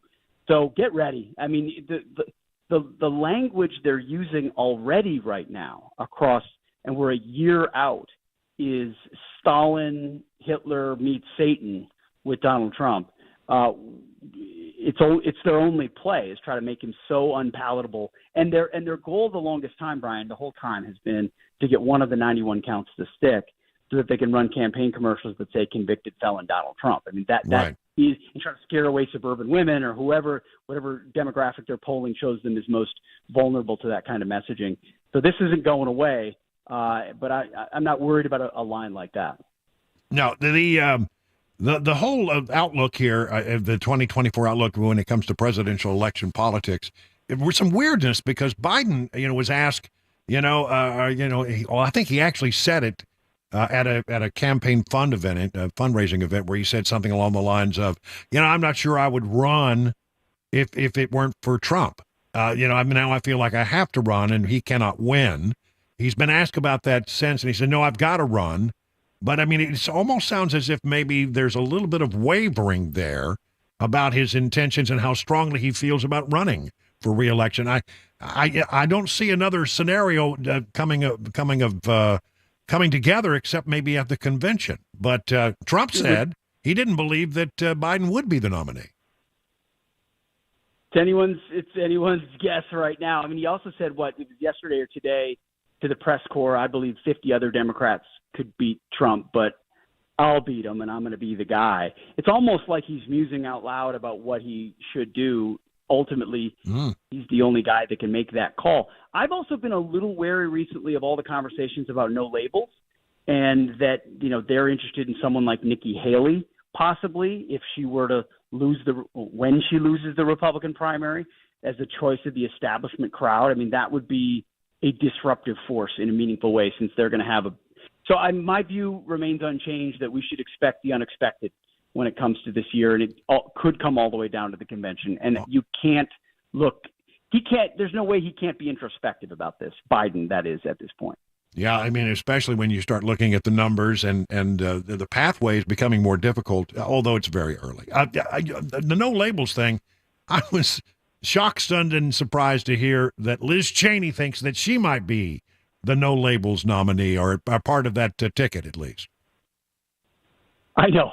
They talk about someone that absolutely will not go away, and yet has no constituency at all. I mean, find me one group that would vote for Liz Cheney. Republicans aren't, and of course, Democrats aren't voting for a Cheney. So it's a vanity project at this point. She's got a few advisors that think she's smart, and they're going to make money off her if she runs. And talk about someone who's guaranteed not to get more than 2%. Finally, we learned that Kevin McCarthy, is not going to stick around beyond the end of the year, and that means the margins in the House get a little thinner. Yeah, not a surprise. Did he? I missed. I saw that is he not going to even finish his term? He says he's going to stay. He's going to leave Congress at the end of the month. Oh wow. Okay. Yeah. I mean, talk about thin margins across with Santos and McCarthy and everything. It gets that much more difficult. I think that's a reliably Republican seat, but that takes time too. So it makes it back to our first subject of tap dancing. It's basically a 50-50 house, which is going to make it even more difficult. I think they should lean into oversight, lean into impeachment, lean into digging up that evidence, because the idea that you're going to present an alternate legislating vision that anyone's going to be satisfied with that kind of majority, it feels foolhardy at this point. Yeah, I agree with you. Well, listen, Pete, it's always good to catch up with you. Thank you again for taking time out of your busy week to be with us here on The Drive. You got it. All right, Merry Pete. to you and all your listeners. Same to you, buddy. All right, it is now 49 minutes past the hour of 4 o'clock on Super Talk 99.7. Hi, I'm Paul Winkler. You often hear me talk about diversification in the investing process, but how do we diversify? Well, we look for things that move in dissimilar fashion historically. Some of those market areas might be really small companies or really large companies, or very growth-oriented companies or value-oriented companies. And one of the things that we find is that when we diversify between these various segments, we can reduce the volatility of the portfolio because they don't move in tandem with each other historically. Now, we can do that in U.S. markets, we can do that in international markets, and in emerging markets. And when we can dampen that volatility, we can help get ourselves a little bit of a better outcome as far as knowing what we might likely have in the future or how we can take income from our investment portfolio. Now, we also want to add fixed income or bonds to the mix as well. Now, if we know that we need to do this, what's the best way to do it? Well, one of the things that we often teach is this concept of market efficiency. This won the Nobel Prize in economics as well. And it's the idea that if I'm investing in, let's say, small value stocks, if we look at professional managers and their ability to say, hey, should I have this stock or that one, and picking companies or areas of the market, we find that they typically get lower returns than the market does on its own. They just add expense and they can add a lot of volatility. One of the things we want to avoid is anything that can hurt your returns and increase your risk in the investing process. To learn more about our approach to investing and financial planning, go to paulwinkler.com and set up a free 15-minute phone call or call 615-851-1950.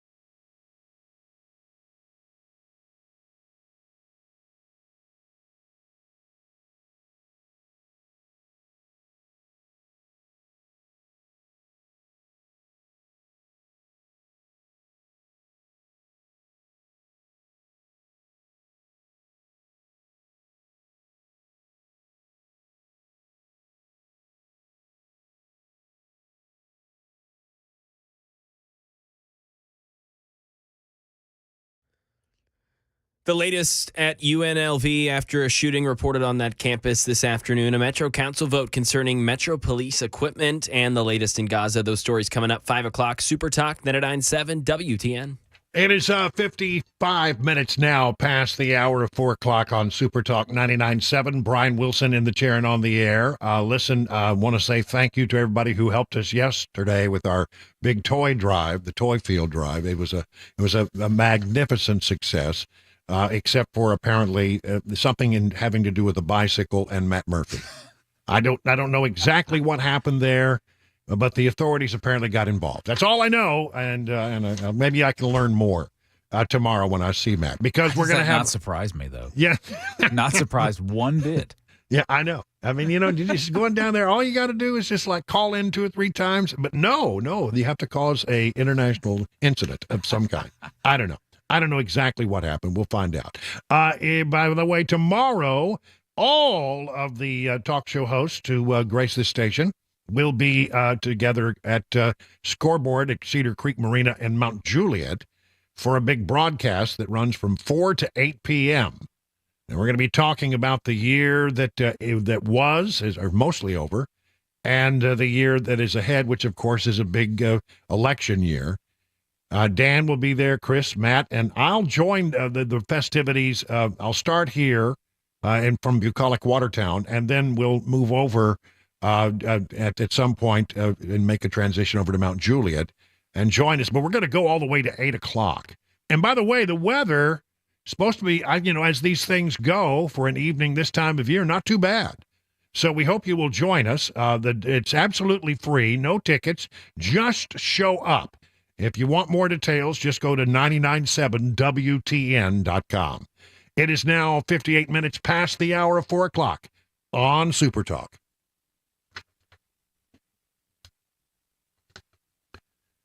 How you faring in this rough and tumble market? The experts at Beacon Capital Management understand, well, it can be a little scary. The ups and downs, up last week, down this week. But here's the thing.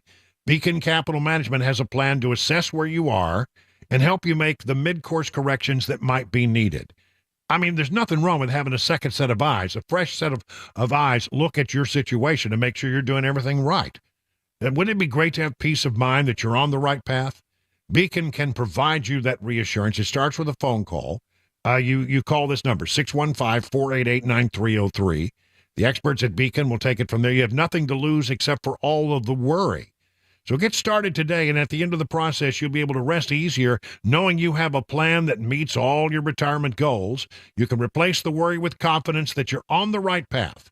Again, that number, 615-488-9303. Experts at Beacon Capital Management stand ready to take your stress away.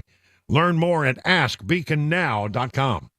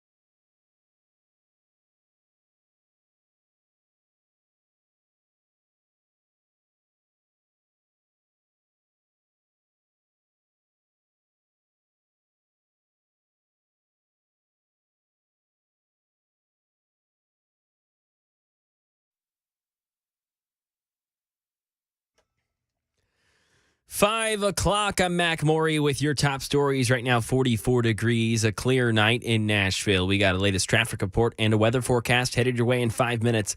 Here's Michelle Franzen with the latest on the shooting today in Nevada on UNLV's campus. Las Vegas police say the gunman who went on a campus shooting spree at the University of Nevada, Las Vegas, is dead. ABC News has learned one victim has died and several others are injured. At a briefing, Las Vegas Metropolitan Police Sheriff Kevin McMahill says there is no threat to the public, but the investigation and scene are still active. There's a lot of additional calls coming in that students hunkered down. They're afraid. They're scared.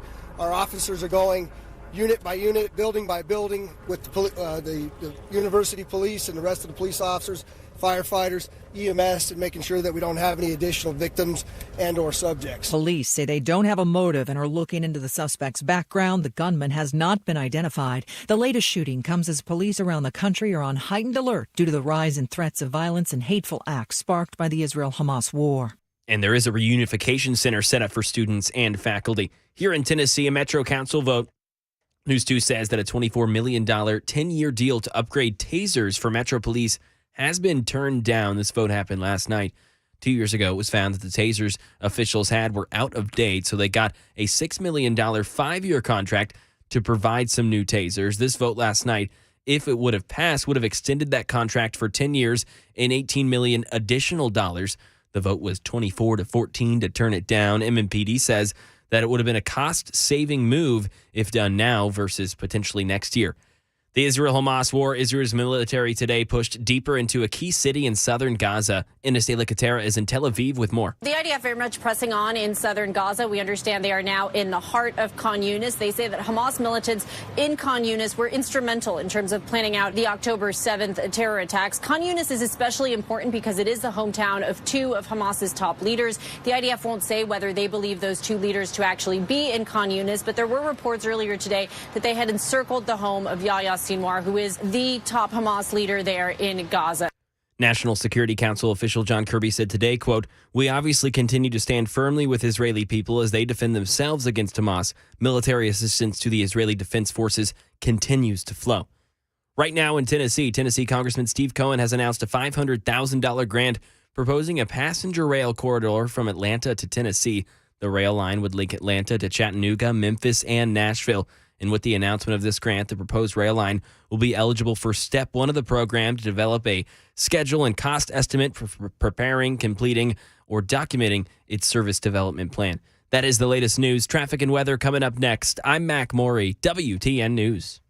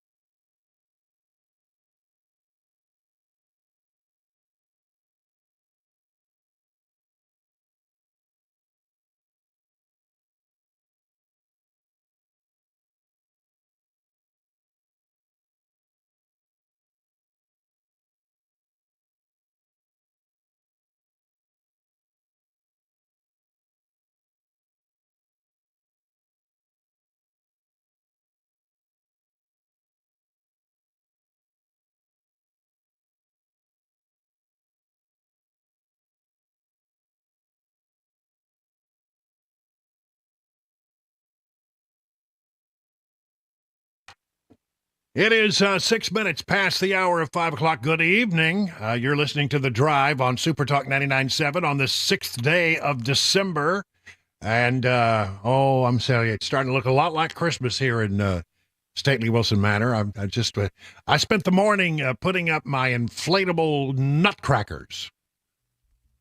Inflatable nutcrackers. Yes. All right. We have a thing about nutcracker. Well, I mean, Cabana Wife has a thing about nutcrackers. She started collecting. Well, the collection actually technically belongs to her son, Chris, but it has never been in Chris's possession as long as the collection, as far as I know, he's never taken possession. And so, there are hundreds of nutcrackers, I think, in our house that have been collected for many, many, many years. I've seen a lot of them at one point, and there were numerous. Yes. Yeah, there are. And then this year, one of the highlights of the Christmas decorations here is a nutcracker tree.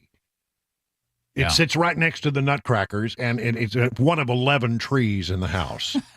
I'm not only 11? Only 11? I mean, come on. How do you top that? I mean, I will say, some of these trees are just breathtakingly beautiful. She's done a great job with it.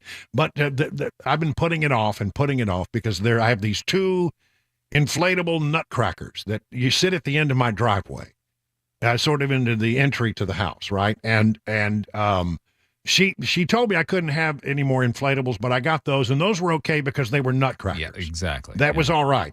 But they are the bane of my existence because, I mean, year after year, I've never been able to make these things stay in place. A little gust of wind, and they're little nutcrackers. They're 12 feet tall, are just, floating down the street. That's not good. And today I went out there with renewed enthusiasm to make sure that I found a system that would keep them in place. And so far, it's good. I just looked. They're still in place. They haven't blown away. They're still upright? They're still upright and in the proper position and tethered 9 ways to Sunday. I mean, I tethered them suckers. They shouldn't be going anywhere. So we're getting very excited about the holiday, and the house is looking great. We just love Christmas at our house. We want to start this hour of the show by talking about, well, she's been the topic of many conversations we've had, especially back when we were on the morning shift. Former Nashville Mayor Megan Barry. Time for a Megan Barry update.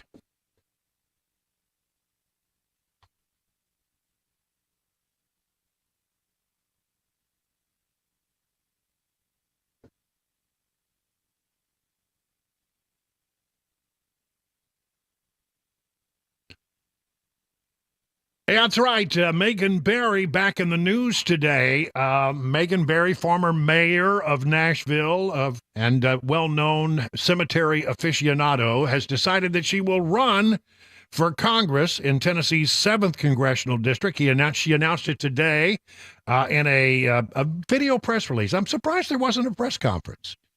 But then if you have a press conference, there are pesky questions that you have to answer. And you don't want to do that. You don't want to have reporters ask you pesky questions when you're Megan Barry. Oh, my. That's right. Oh, my. There's a lot of things that we could get into there. Here's a little bit of her announcement, which she put out on YouTube. It's glossy, it's slick, and she tries to explain some of her past mistakes. There are losses so profound, they change you forever. And there are lessons learned in life that are so profound, they stay with you forever. 6 years ago, while I was the mayor of Nashville, we lost our son Max to a drug overdose. A knock on the door in the middle of the night that no parent should ever have to answer.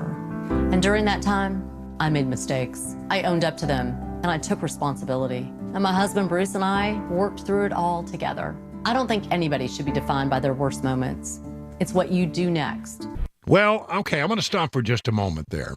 Because what she seems to be saying, and look, I mean, they did suffer a tragic loss, and I don't mean to make light of that. Losing your child to a drug overdose is a tragic, tragic thing. But what she seems to be saying is that, and during that time, because I went through this tragedy, I did stupid things. I don't know that you can connect those two things. Maybe in her mind, she thinks I did things that I now regret. Well, because I got caught and because of the thing that happened with my son. I mean, I don't want to make light of it. I really don't. But, I mean, how do you connect those two things? It seems to gloss it over by saying, well, it was a difficult time, and then I made mistakes. Okay. I don't quite get that, but maybe it will sell with some people. But she says you shouldn't be defined by your worst moments. I sort of agree with that, actually. I don't think that, the people's lives are not lived in a perfect way, and certainly everybody makes mistakes. I've made mistakes. Everybody makes mistakes, and you don't want to be defined by those mistakes. But when you're talking about running for political office, what is it that, the voters are doing? They're assessing whether or not you are a person who will go and represent them and exhibit good judgment. The things that happened with Megan Barry and her bodyguard, some of it taking place strangely in a cemetery. Oh, my. And traveling around the world and defrauding. I mean, let's not forget that it's not just the affair. It was actually a case of felony theft. Let's talk about it. She resigned from office after pleading guilty in 2018 to felony theft related to a nearly 2-year affair with a former police bodyguard. Barry was sentenced to 3 years of unsupervised probation, and then she agreed to reimburse the city for $11,000 in unlawful expenses. After completing 3 years of successful probation, the charge was expunged from Barry's record in 2021. It was expunged from her record, but that whole assorted affair was not expunged from the minds of the voters. I don't know that you could ever forget that once you've heard the story. Like once that bell is rung, you've heard that story. Can you ever forget it? Honestly? And again, I raise it only because I sort of agree we shouldn't be defined by our worst moments. But it was a tremendous lapse in judgment. And no indication of anything that she says that has happened in the intervening years where she has owned that lapse in judgment. And she said she'd made mistakes, but I mean, what did she learn from those mistakes? And maybe she could spend a little time explaining the things that she has done that have changed her as a result of those mistakes, and how she is a wiser person. I don't hear that much. But she says I made mistakes, and and I take responsibility for them. Here's a little bit more from her video announcement. So today, I'm announcing my campaign for Congress because working families have been ignored for far too long. We need an economy and a government that works for everyone. If I can save even one other parent from burying a child, it'll be worth every effort. I look forward to listening to your stories and to your ideas, and I hope I can earn your support. Thank you. She hopes she can earn your support. Well, I got to tell you, it doesn't look good the way that district is basically cut. In the last election, in which Mark Green was challenged by Odessa Kelly, Green won it 60 to 38%. 60% for Green, 38% for progressive Nashville organizer Odessa Kelly. This district stretches from Kentucky to Bordertown, to the border, down to the state line with Alabama. Only 3 members of Congress who represent Nashville. Green is the only member to locate a field office in the city. Green, by the way, is I mean, honestly, he's doing a great job. He's now the chairman of the Homeland Security Committee up on Capitol Hill. He's taking on the Biden administration on issues of the issues of the holes. I'm sorry. He's taking on the issues of the Border Patrol and trying to keep the Biden administration accountable. He may well be leading in the next few days the effort to impeach Alejandro Mayorkas. He was even considered as a potential Speaker of the House by his colleagues. He's held in high regard. I mean, he's a former military man, served in the Army, and again has had, as far as I know, a completely clean and spotless record. And so, there you have Mark Green, somebody who's going to be coming in as an incumbent pretty strong in a district where Republicans should do well and Democrats will struggle. I don't understand why you would, if you're Megan Barry, why would you want to get involved in this race?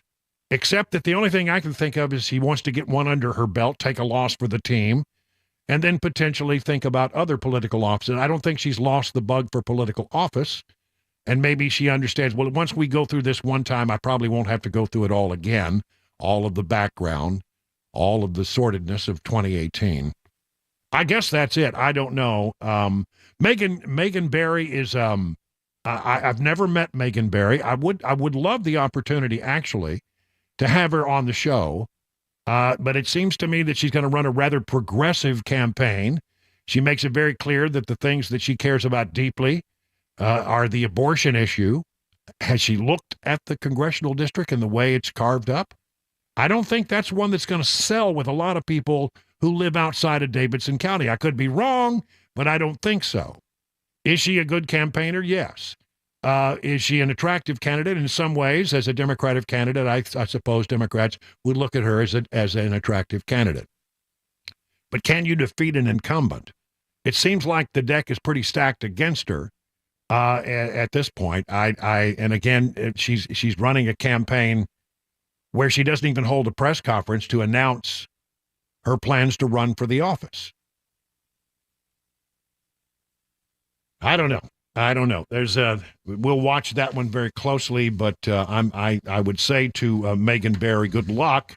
Congressman Green, I think, is doing a pretty good job, and that's a heavy lift. But nonetheless, if you want to get out there and mix it up, we'll watch this one with great interest, I assure you, because it's bound to be an interesting race. I could hardly wait for a debate. That would be good. That'd be really good. All right. Other things going on inside the Davidson County, the Davidson County and Metro Nashville news. New grant announced for a rail line that will link Tennessee to Atlanta.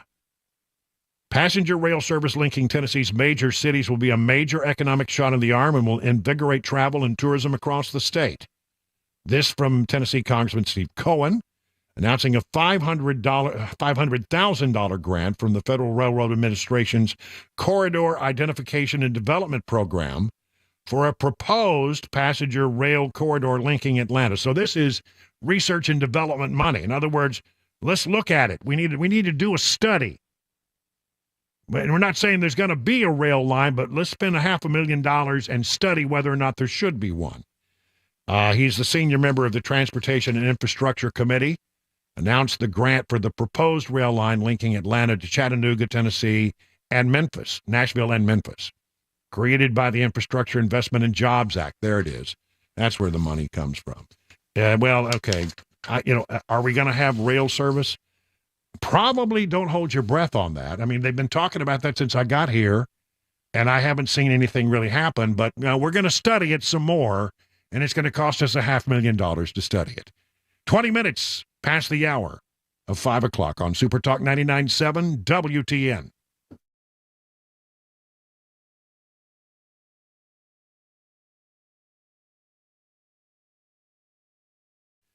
Listen, when it comes to big home repairs, the big stuff like waterproofing and foundation repair, you got cracks in your brick and you think, well, I don't know, I may have a real problem here. But sometimes people don't want to really find out how bad the problem is. They keep putting it off because, well, they don't want bad news.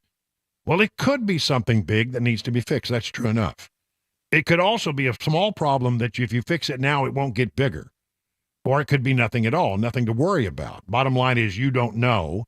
And you need some expertise, and you don't want to be sold something that you don't need.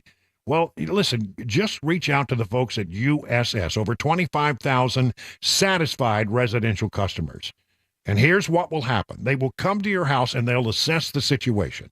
They're not going to try to upsell you on a bunch of stuff. They're going to tell you, this is your problem, and this is how we fix it. And if you decide you want to go forward, you don't pay a penny until the job is done and you're completely satisfied. That's right. I mean, that's the way it works. And they have a great reputation of being really good, honest people. And I've got a list of recommendations from people who have done business with them as long as my arm. Jerry said, best crew I've ever worked with at our house. Jeffrey said the service was A+++. Constance says, excellent experience, put me at ease during the whole process. USS, they guarantee their best. This is the way you reach them. You call this number, 615-488-7855. Serving Middle Tennessee, Southern Kentucky, Western Kentucky, Northern Alabama. Learn more online at ussTN.com.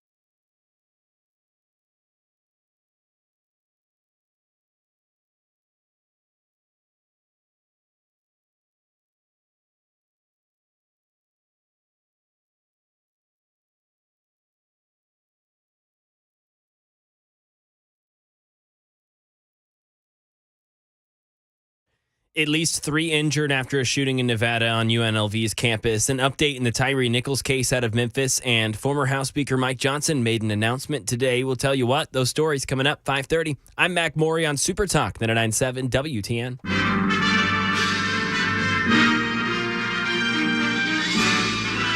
Spanning the globe to bring you the constant variety of sport, the thrill of victory, and the agony of defeat. It's time for a fan favorite, Mac Maury's wide world of sports. Now, here is the host of our program. You know him, you love him. You just can't live without him. It's the incomparable Mac Maury, ladies and gentlemen. Hello. Happy Wednesday. Wow. You know, you get such a great crowd response. I wish I had that kind of crowd response. Where did they even come from? I don't know. How did you get in here, people? They hang out in the wings for an award-winning segment. What can I say? It's the audience. They're standing by for Mac Maury. So, Mac, what's on our topic list today when we're in the sports world? Well, I thought real quick, we've got a Trey update, so I want to get to a little bit of Taylor Swift, Travis Kelce news, which I know is just screaming sports, right? I mean, right. Obviously. Yeah. But first, just quick Titan stuff. We talked yesterday about how they waived linebacker Monty Rice, who was a third-round pick in 2019, right. And then he later tweeted, "Thank God," right after that move came out. He has been signed today by the Saints. So just how quickly you see he got picked up. It's not because he can't play football. He was the third string linebacker. He was playing regularly in this Titans rotation. What do you think was going on there? Well, that's kind of what I'm saying, Brian. This is not the first time something like this has happened. You can go back to Josh Reynolds a few years ago, who was a good wide receiver and had a career with the Rams, came over here, wasn't really working. He said, I want to leave. What did we do? What did the Titans do? They waived him. And now what is Josh Reynolds doing? He's having a great career with the Detroit Lions. Vic Beasley, edge rusher for the Titans, signs a big contract. Not really liking it, not having a good time. What do? They waive him, and he goes off to produce somewhere else for another team. And these aren't positions of depth. These aren't position groups where it's like, it's okay. We've got 5 other dudes waiting to get off the bench who can really produce at a high-quality level of play. That's not the case. He was the third linebacker. There's really 2 linebackers that start for the Titans, and then Monty Rice played a third of the snaps for the Titans at linebacker. Right now, it's going to be a special teams guy. I can't even remember his name right now, who will come in and play those Rice snaps. So that's a good question, Brian. I don't know why the Titans continue to do things like this. But, I mean, you have people who come here, and you you your draft picks to get them. They come in here, and then they don't particularly wow you, and then they seem to be very happy to be leaving. They go elsewhere, and they do well. And they do well. Exactly. Makes you think it's got to be personality. Like either Coach Vrabel or someone on the staff, they just don't jive with that player. The player just doesn't see things the same way. That's what my impression of that would be. Yeah, I think I'm a Coach Vrabel guy, but I do think he needs to be careful here. I really do, because he's, out of the last 25 games, he's lost 21 or 22 of them. At some point, that record's going to catch up to you. You're going to lose a locker room. A lot of the guys are going to start going, well, why should I listen to you? And not only that, I mean, Vrabel, I wouldn't say he necessarily picks favorites, but there is some difference of treatments from player to player depending on who you are. I think that's been well reported from the Titans for the last couple of years. So I would just say let's be a little trepidatious here these next couple months. Well, I mean, do you think the Vrabel's on the bubble here for sure with management? I mean, the people who own the team? I think that conversation is going to seriously heat up next season. I think he's safe this offseason, but I think if we get to, week 6, week 7, and the Titans are 2-5, I think that conversation will start to heat up. And you're up. thinking that the reason that Vrabel is not taking the blame for some of this stuff is because of the guy they cut loose earlier, right? Yeah. Monty Rice. Yeah. And then they fired special teams coordinator Craig Aukerman. Yeah. But they made a big change in the management. General manager. Yeah. Yes, exactly. General manager Rand Carthon. So that's kind of another fall guy. So people are asking, was John Robertson GM? Was he a fall guy? I don't think so, because the draft picks have been horrendous. And now they fire special teams coordinator Craig Aukerman. Is that another, quote unquote fall guy for Mike Vrabel? So just kind of something to keep up to date on with the Titans. Real quick here. Taylor Swift had a big in-depth interview and talked about Travis Kelce, the first time she's actually talked about this relationship. So she says, here we go. So we actually had a significant amount of time that no one knew. I'm grateful for, because we got to know each other. By the time I went to that first game, we were a couple. I think some people think that they saw that as our first date. We would never be psychotic enough to hard launch a first date. So wow, they obviously had enough time together. So this had been going on for a while before we knew about it. For a while before we knew about it. She goes on to say, when you say a relationship's public, that means I'm going to see him and see him do what he loves. We're showing up for each other. Other people are there, and we don't care. The opposite of that is you have to go to an extreme amount of effort to make sure no one knows that you're seeing someone. We're just proud of each other. I don't know. Do you think this is going to stick? No. Yes. No chance. Yes. I'm in. No way. I'm in. I give it 6 months tops. Yeah. Wow. You're not much of a romantic. By summertime next year, she'll be on to somebody Before else. next football season starts. Yep. Okay. Yep. Before next season, there'll be a song written about him. Mark it down. Yeah. As long as she stays through this season, I need Travis focused and happy. No heartbreak. Huh? All right, it's 30 minutes past the hour. Time to move into the news realm. Here's the news at 5:30.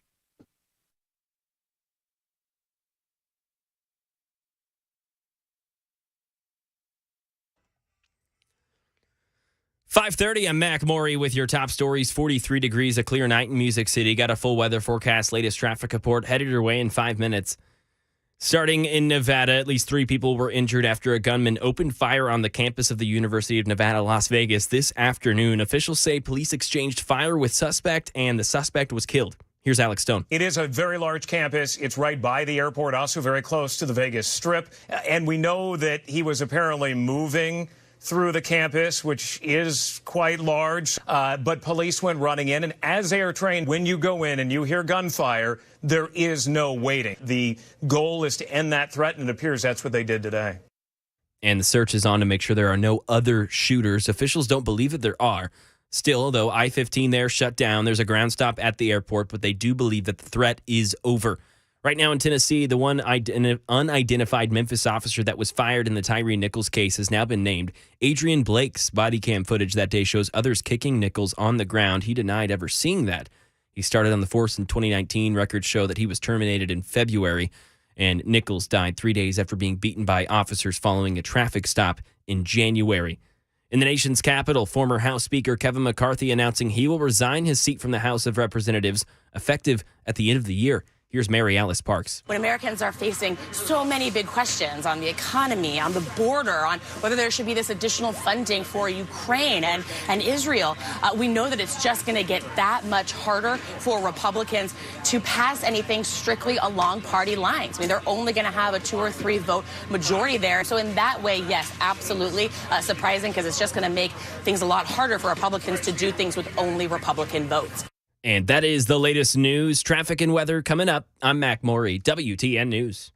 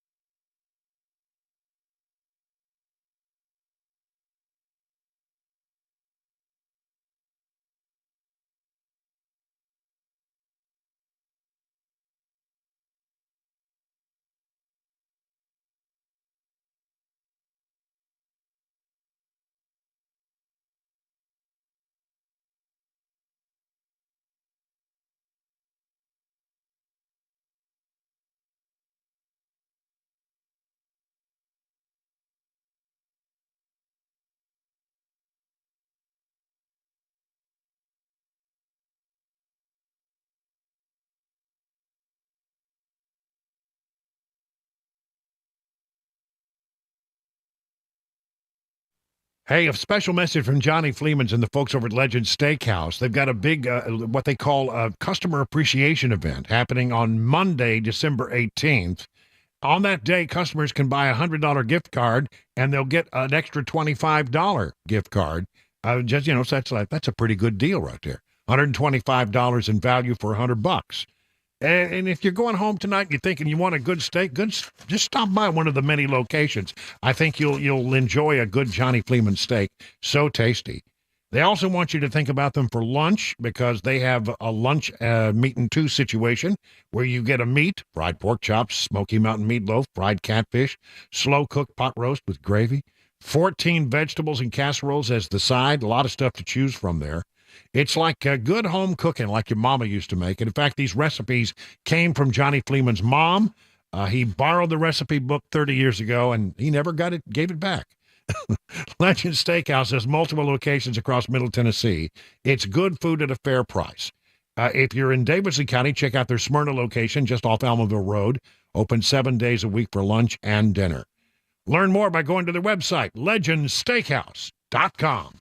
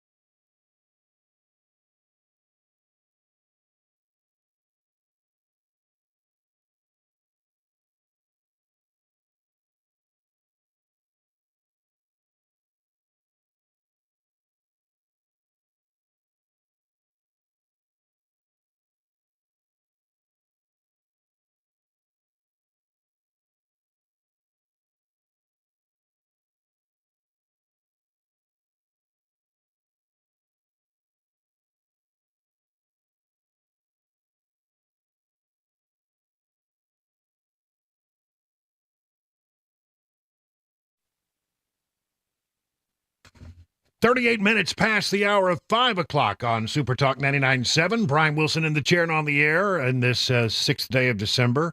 It's beginning to look a lot like Christmas around here, I'm telling you. Very festive. Although I noticed Buddy the Elf is appearing in the background of my studio only in silhouette. It looks like he's up to no good back there. The Buddy light didn't get turned on, so I'll have to fix that.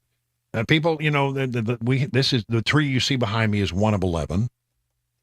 It's one of the smaller trees in the house. Yes, we have them even our garage. In the garage, we have trees, ladies and gentlemen. Garage? Well, this is my studio's in the garage. Oh, yeah, that's right. It's on the second level of the garage, right? All right, we got stuff happening in the swamp. It's a massive showdown. A standoff is developing here. And here's the way it sort of sets up. On one side, you got the Biden administration and Democrats who say, we want more funding to support Ukraine in the battle against Russia. We've already given them $100 billion, I think it is. But let's give them some more. And the Republicans, and some of them are in favor of supporting funding for Ukraine. Not all of them, but some of them are. But Republicans have gotten together. They got their act together. It's amazing. Senate Republicans and House Republicans all seem to be sort of decided they're going to stand on one point. This is the hill they're going to die on. They say, yeah, if you want that, well, there's something we need. You scratch our back, we scratch your back, you scratch ours. We need you to do something to fix the border. We need you to start enforcing the laws down on the border. And until you do that, we're not giving you any of that money for Ukraine or, by the way, Israel. The President of the United States was very forceful in his statement. He's saying, I think, quite frankly, that you're trying to kneecap Ukraine. Extreme Republicans are playing chicken with our national security, holding Ukraine's funding hostage to their extreme partisan border policies. This has to be a negotiation. Hold on, extreme border policies? No, there's nothing extreme about asking to enforce the laws that are on the books. There's nothing extreme about that. I don't understand how they look at it and say that enforcing our border laws as they were written by Congress and signed into law, how that is extreme. You know, that you don't like them is fine, but I mean, they're not extreme. Republicans think they get everything they want without any bipartisan compromise. That's not the answer. That's not the answer. And now they're willing to literally kneecap Ukraine on the battlefield and damage our national security in the process. Oh, so that's his take. He thinks, boy, you're acting badly. This is bad stuff. You know, it's stopping more money going to Ukraine. And then this line in there about, look, they need to compromise. Well, they are trying to compromise. What they're saying is you give us border security and we'll go ahead and approve the money for Ukraine. That's compromise. That's the very definition of compromise. So the President of the United States, when they say that they find, they say they find some of the proposals that Republicans are asking for with regard to the border to be, non-starters, not good policy. Here's Alejandro Mayorkas. We've presented proposals that address the situation, that provide real practical solutions, and also do not do violence to our fundamental values. We are a country of refuge. Some of the proposals are reasonable and worthy of discussion. Others are frankly not. He says some of them are not. You know what they want? Their border policy, the thing that they want is more money for the border to actually get people to come down and push paper, to handle processing. We need more people to handle processing so more people can come into the country. That's their solution. And what Republicans are saying is that, we really need you to just enforce the border and go back to where we were before Joe Biden took the oath of office. I don't think it's an unreasonable request. And the American people are increasingly finding that the border situation is something they're very concerned about. I think there are more people concerned about our borders than the Ukrainian borders. Just me, maybe I'm wrong, but I don't think so. I think a lot of people in this country could care less whether Ukraine gets another dollar, but they care deeply about the situation on the southern border. The polls have shown that. The one guy who's out there doing a great job trying to hold the administration's feet to the fire with regard to immigration policy is Congressman Mark Green of Tennessee's 7th Congressional District. I mean, there is no southern border with the policies of this administration. The parole, instant parole, basically catch and release has created an incentive for people to come from all over the world, 160 plus countries, and they are pouring across with no way to stop it. We've got to fix policy. That's the issue. They're more concerned about the border between Ukraine and Russia than they are our United States border and the safety of Americans. Because look, they have an intent here. Their intent is to fundamentally change the electorate in this country. There's no denying it. There's no other reason why they would tolerate hundreds of thousands of dead Americans to fentanyl, billions of dollars going to drug cartels, and 24,000 Chinese nationals, military-age people coming into the United States. This is insane. It's absolutely insane. There is no end to how bad it can get before Biden and Mayorkas will do anything, because they're executing a very intense plan to, like I said, fundamentally change the electorate in the country. That's their objective. So everything they're doing is for that. Even the funding, you know, you had the clip there from Mayorkas. He wants more money to process more people into the country. He doesn't care about the policies that will actually reverse the incentives. That's what we want. We want the law followed. And yes, we plan to hold Mr. Mayorkas accountable for this dereliction of duty, dishonesty, refusing to follow his oath to the Constitution, and a lot more. It's coming. Yeah, and Mark Green will be at the forefront of efforts to impeach Alejandro Mayorkas, and I think that is coming. It's right on the horizon. It's egregious the way the Biden administration has acted in this regard. And now, you know, they cry, oh, you're trying to hurt our national security. You're trying to kneecap Ukraine. Well, what about our problems in this country? Maybe we should just for a moment think about what's happening on our southern border and how it's impacting every major city in this country. Every city is now a border town. We have an influx of people and a humanitarian crisis. There are 1.8 million people who are gotaways who are getting through because of the chaos on the border. We don't know who they are. We don't know where they are, and we don't know what they're up to. Let's think about our safety before we start crying about Ukraine. I mean, I generally have been supportive of sending money to Ukraine. I think there's some national security advantage to that. But honestly, first things first, let's take care of our situation. Let's make sure that we're doing something to change the nature of what's happening on the border, which, by the way, is worse now than it's been in a long, maybe ever. 12,000 people a day. That's a huge number. 12,000 people a day. I'm going to do just a little math here. If it were to carry on at that particular rate, I'm going to just got my computer out here. 12,000 times 365. That'd be like almost 4 million people in the course of a year, if that were to stay as it is now. 12,000 people came across the border yesterday.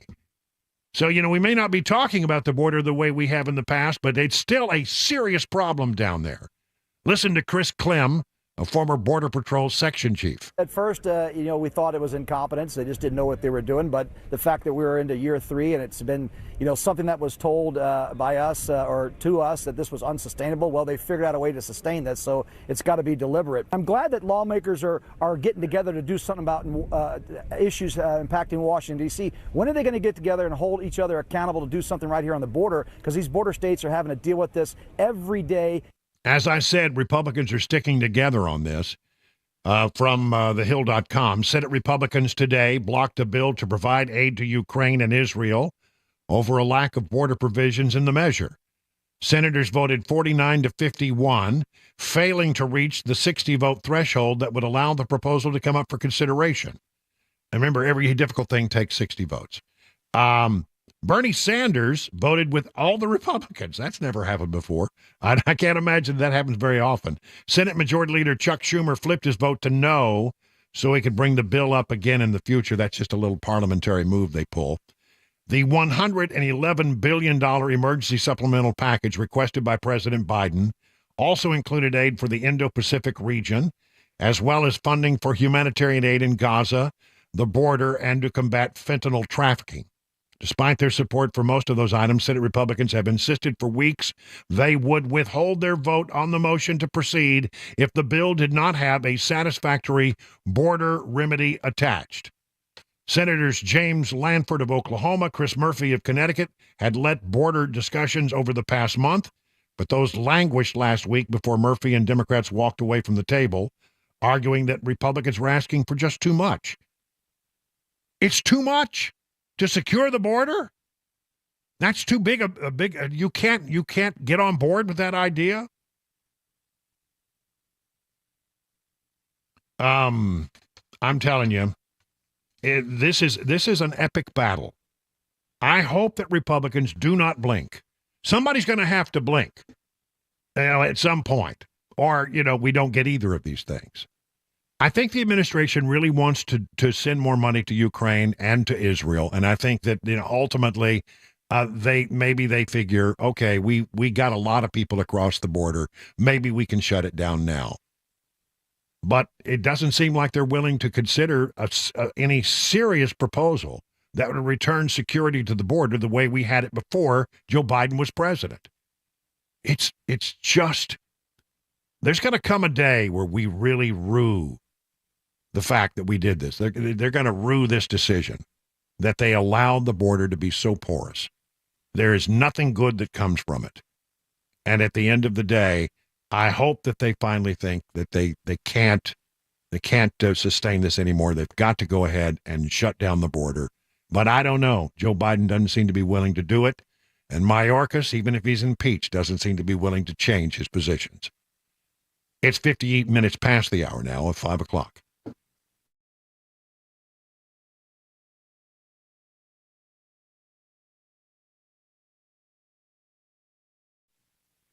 Okay, when was the last time you went to an auto repair shop? Was it stinky and smelly? I mean, greasy old rags lying around, a countertop that you wouldn't dare touch. Another thing that stinks is repair shops that keep your car forever. They're not honest, and they don't call you back when they say they will. If that was your last experience at a vehicle repair shop, listen, you should consider Eurofix. Eurofix takes the stink out of European auto repair. And at Eurofix, they give you a free 15-minute, no-wrench inspection with every visit. There are no high-pressure sales tactics. At Eurofix, you get a 3-year nationwide warranty and a free loaner car with every repair appointment. Never pay dealer prices. Eurofix now in Franklin, 100 Oaks, Murfreesboro, Belmead, and now their newest facility in Mount Juliet. Just call 844-EUROFIX. That's 844-EUROFIX, or visit myEurofix.com and tell them that your friend and radio buddy Brian Wilson sent you. Hi, I'm Paul Winkler. You often hear me talk about diversification in the investing process, but how do we diversify? Well, we look for things that move in dissimilar fashion historically. Some of those market areas might be really small companies or really large companies, or very growth-oriented companies or value-oriented companies. One of the things that we find is that when we diversify between these various segments, we can reduce the volatility of the portfolio because they don't move in tandem with each other historically. Now, we can do that in U.S. markets, we can do that in international markets, and in emerging markets. And when we can dampen that volatility, we can help get ourselves a little bit of a better outcome as far as knowing what we might likely have in the future, or how we can take income from our investment portfolio. Now, we also want to add fixed income or bonds to the mix as well. Now, if we know that we need to do this, what's the best way to do it? Well, one of the things that we often teach is this concept of market efficiency. This won the Nobel Prize in economics as well. And it's the idea that if I'm investing in, let's say, small value stocks, if we look at professional managers and their ability to say, hey, should I have this stock or that one, and picking companies or areas of the market, we find that they typically get lower returns than the market does on its own. They just add expense and they can add a lot of volatility. One of the things we want to avoid is anything that can hurt your returns and increase your risk in the investing process. To learn more about our approach to investing and financial planning, go to paulwinkler.com and set up a free 15-minute phone call, or call 615-851-1950.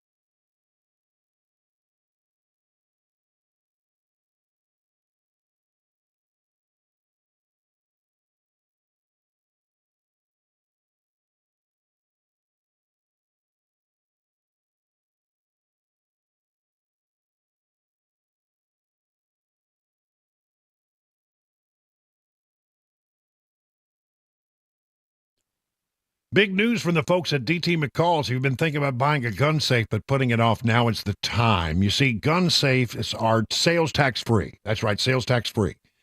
And so if you're out there hunting and you want to make your guns safe when you're not in the tree stand, well, you get a gun safe from DT McCall's. It's the largest Liberty safe dealer in Tennessee.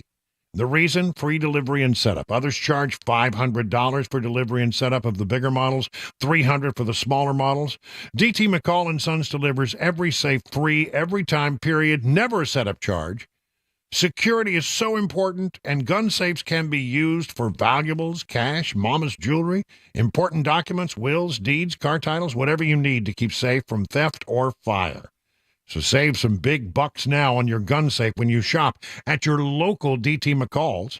Just go to dtmccalls.com for locations and for more information.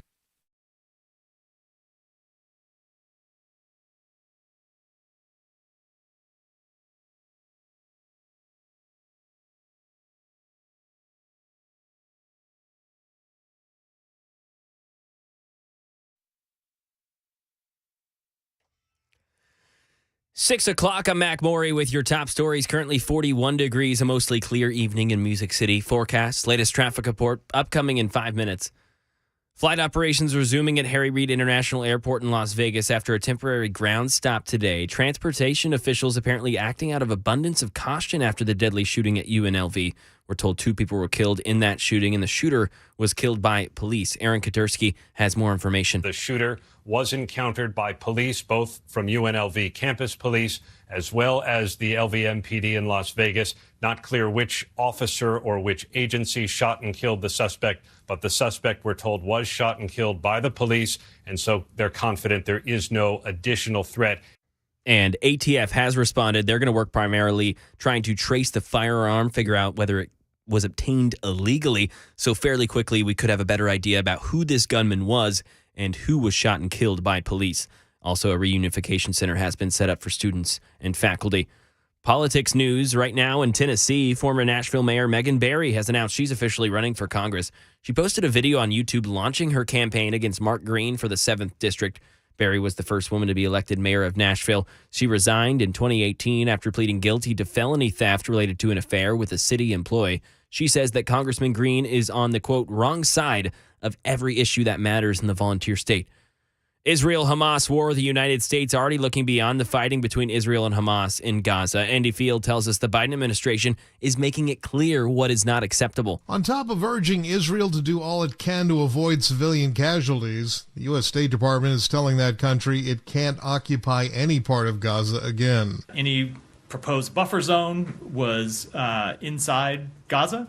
That would be a violation of that principle, and it's something that we oppose. State Department spokesperson Matthew Miller saying the U.S. is working with Qatar to secure another ceasefire in exchange for more released hostages. A drug bust in Tennessee. News 2 says that 5 people have been arrested following an investigation from TBI in the Huntington Police Department in Carroll County. Officials obtained a search warrant for a house on Purdy Road. They discovered methamphetamine, marijuana, and drug paraphernalia. There were 5 people inside of the house at the time of the search, all of which arrested, the youngest being 47 years of age, the oldest 67. And Time is out with its Person of the Year, and for the first time ever, it's an entertainer, Jason Nathanson.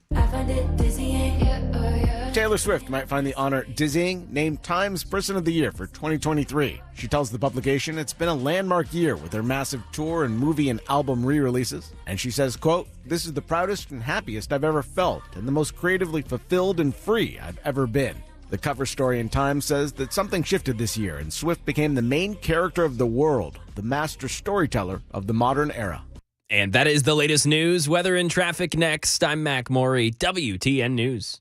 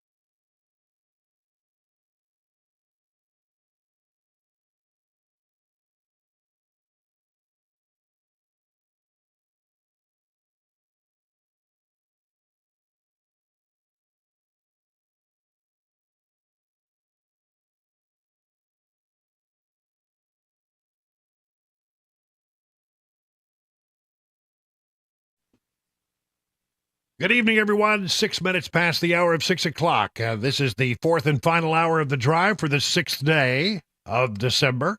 And, well, I'm telling you, I'm enjoying this time of year.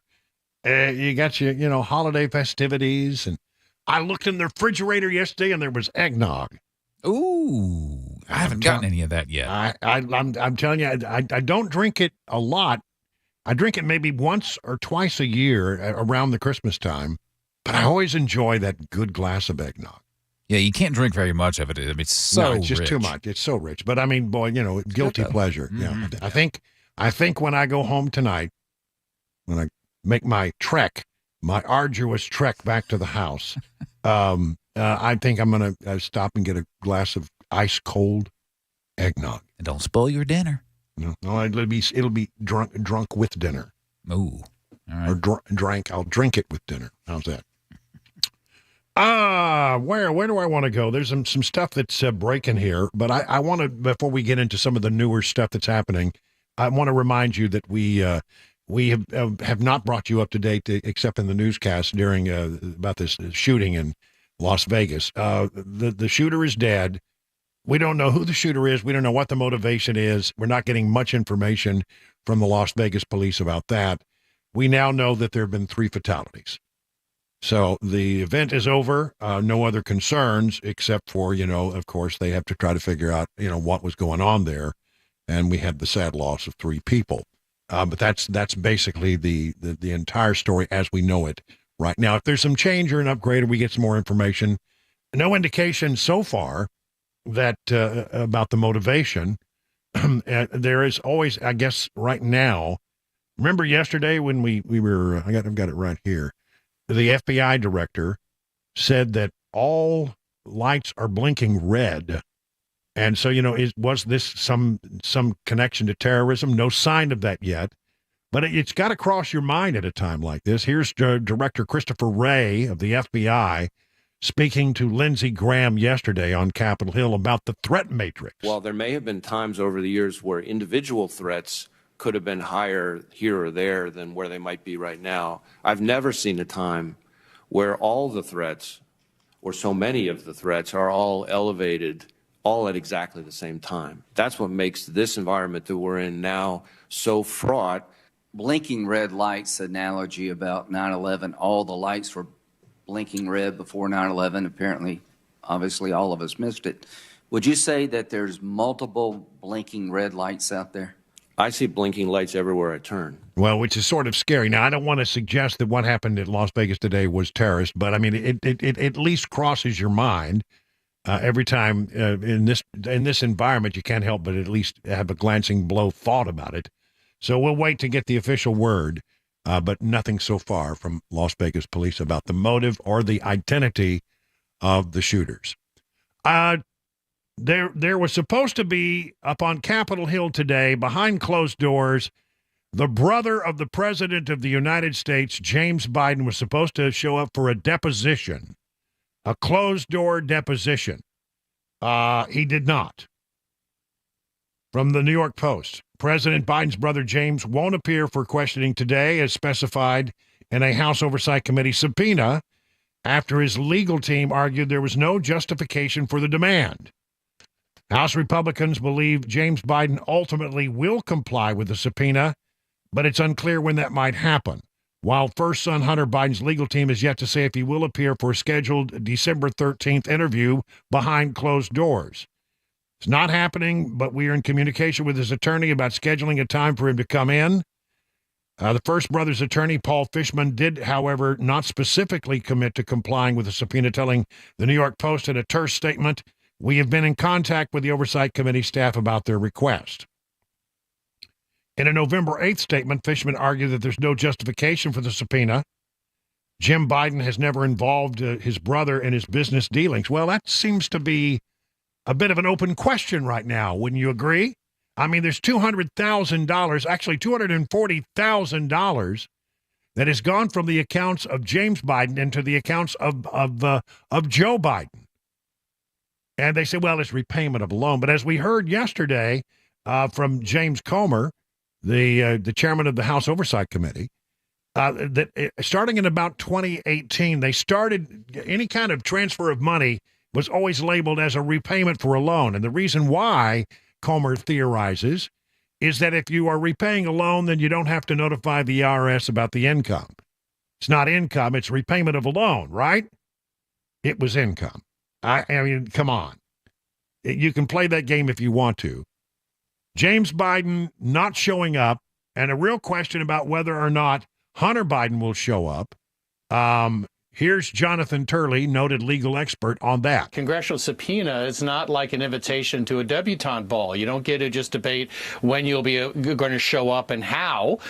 You have to show up. And the Justice Department under Merrick Garland has been very aggressive in pursuing Trump associates for contempt. So the expectation is that they would have to be consistent if Hunter Biden does not show up. So this is not a mutual conversation. That's the point of a subpoena. You're past that point. This is saying show up on this day and you will be asked questions and you will be expected to answer. If he refuses to appear, he will be committing contempt of Congress. And there's sometimes room at the elbows for timing and conditions, but there's not much. When you push something like this to the subpoena stage, those options are rather narrow. And he has spent years in denial and delay. He's now going to be expected to answer questions. Now, he may, cite his past drug use or the passage of time, but there's a real risk here for Hunter Biden. That delay has allowed the House to assemble just an enormous amount of evidence. He's not going to be asked these sweeping questions from an enabling media. He's going to be asked very specific questions about messages that he sent, including one threatening that his father would bring down the wrath of his office on a Chinese businessman if they didn't send the Bidens money. So really, honestly, he's going to have to comply, but he might rather just drag the thing out and fight a battle over contempt of Congress, simply because it kicks the can down the road. Because when he gets in there, he's going to have me ask some very serious questions. Some real serious questions about, it's specific transactions. What was that $1,388 payment about? Where's the evidence of the loan? Everything. There's thousands and thousands of questions that they're going to be asking, and you don't get that in a hearing. That's why they want to have the deposition. Everybody goes through a deposition. All right. Why does Hunter Biden think he's special? I don't want to go through a deposition. Well, it's because he's all his life. Everybody has been over backwards to not hold Hunter Biden accountable for anything that he's done. Oh, and I can hear it now. Well, I was strung out on drugs, and that's why I was making bad decisions. So bad, that's the way it goes. I'm sorry. It's like every criminal in the world has said something like that. Well, I made some bad decisions there, but there are reasons for the bad. It doesn't matter what the reasons are. You made bad decisions in violation of the law, and now you need to explain yourself. You need to be held accountable. Something that Hunter Biden has never had to do in his entire adult life. Never been held accountable for his own actions. So we're not going to treat you like some special individual. You're going to do what everybody else has done, go behind closed doors, and answer questions, Hunter. And by the way, what's going on with that gun charge? That's been laying out there for a while now. Seems like that's a pretty open and closed case. Can't we get on with that and finish that up? All right. The president of the United States, this is starting to, he starting to get asked questions about it. And it's pretty simple questions. You said, Mr. President, you weren't involved in the business dealings of your son. You don't know anything about them, nothing whatsoever. But now we're beginning to see all this evidence that, well, yeah, you were at this dinner and you were at that event and you picked up the phone on this occasion. And Hunter Biden said that at one point that you were sitting right there with him while they were trying to shake down somebody for more money. The story doesn't seem to be holding up. And he was asked about that. Can you explain to the Americans amid this impeachment inquiry why you interacted with so many of your son and brother's foreign business associates? I'm not going to comment on that. I did not, and it's just a bunch of lies. Didn't interact with. First of all, he says, I'm not going to comment, but then he said, but it's just a bunch of lies. Well, that's a comment. I'm not going to comment on that. I did not, and it's just a bunch of lies. Didn't interact with many of their business associates. I did not. There's lies. Lies, and then he ran from the room. Well, he shuffled. He doesn't run anywhere. You know, if he tried to run, he'd probably fall on his face again. And you know, it's funny how when the questions get real tough, all of a sudden he knows the way to the door. Then he knows where to go. Every other time he's on a stage, he doesn't seem to know. But if you're asking hard questions, he certainly figures out where that exit is. He gets out of there quick. But there's a lot of evidence that he has indeed interacted with the business associates that Hunter Biden was shaking down. There was that dinner in a private room at the Cafe Milano in D.C. I've been to this restaurant. It's an elite restaurant, and I guess I've even been in the private dining room. It's where you take your special clients. And there were people from Burisma there, the company that had obviously sent millions of dollars to Hunter Biden, and I think they'll be able to make the case that some of that made its way to Joe. In an email dated the next day, the Ukrainian executive thanked Hunter for meeting with his dad. Scores of other emails and texts, writes the Federalist. Hunter talks about his dad helping him secure payments and taking a cut. One of Hunter's former business partners contends Joe was involved in the family business, as does Hunter's former close friend who testified under oath that Joe was on upwards to 20 calls with business associates. You can't do that and then say, I've never been involved. I didn't do anything on behalf of my son. As evidence of the president's lies about his family's influence peddling business mounted, fact checkers and the media began struggling to calibrate their defenses to correspond with the fresh information. While at first there had been no evidence that Biden knew anything, to say different was to peddle misinformation. Suddenly there was no evidence that Biden had personally benefited from Hunter's scheming, as if enriching your entire family wasn't personal. And this is where the partisan defenses of Joe began to see a dramatic decline in quality. I mean, they try, the organs of the left are trying everything they can to sort of poo-poo the investigation that's taking place with the House Oversight Committee. But you can't. The evidence is mounting. I mean, sure, it comes slow and it's frustrating, but the drip, drip, drip of this investigation is mounting into a big bucket of water. And I'm telling you, it's looking like that there's some real there. And so, that he says, oh, look, this didn't happen. It's a bunch of lies. I never did. It just doesn't hold up. It just doesn't hold up at all. The evidence is pretty clear that indeed he was involved, and that the organs of the left are still trying to defend this president is pretty reprehensible. It's a crime against journalism, if you ask me. 20 minutes now past the hour of 6 o'clock on Super Talk 99.7.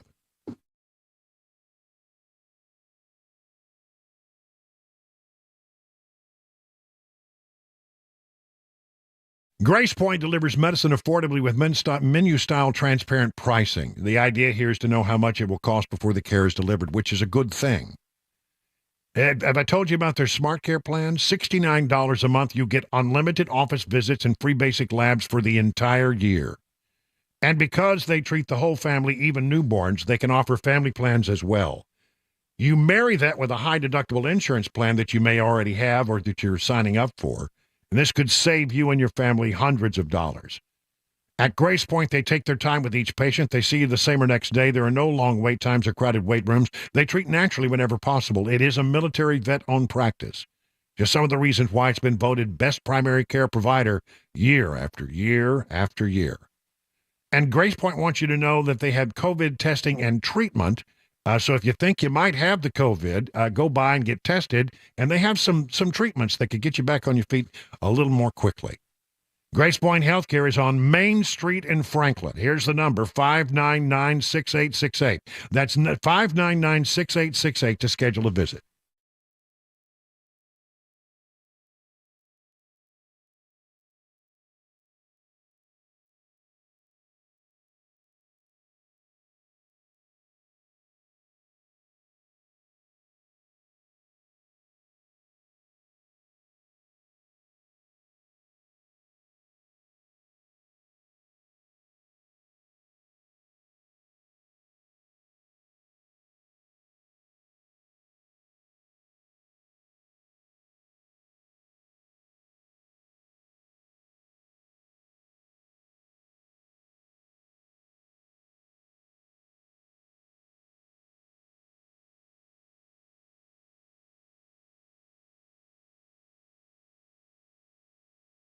Awaken 180 is my solution for weight loss. Laughing, learning, friendships. Not the words normally associated with trying to lose weight. But with Awaken 180, you're not trying. Weekly weight loss while gaining the tools to keep it off. Free support for life, friends for life. Learn how over 17,000 clients succeeded with the solution for weight loss. Awaken 180!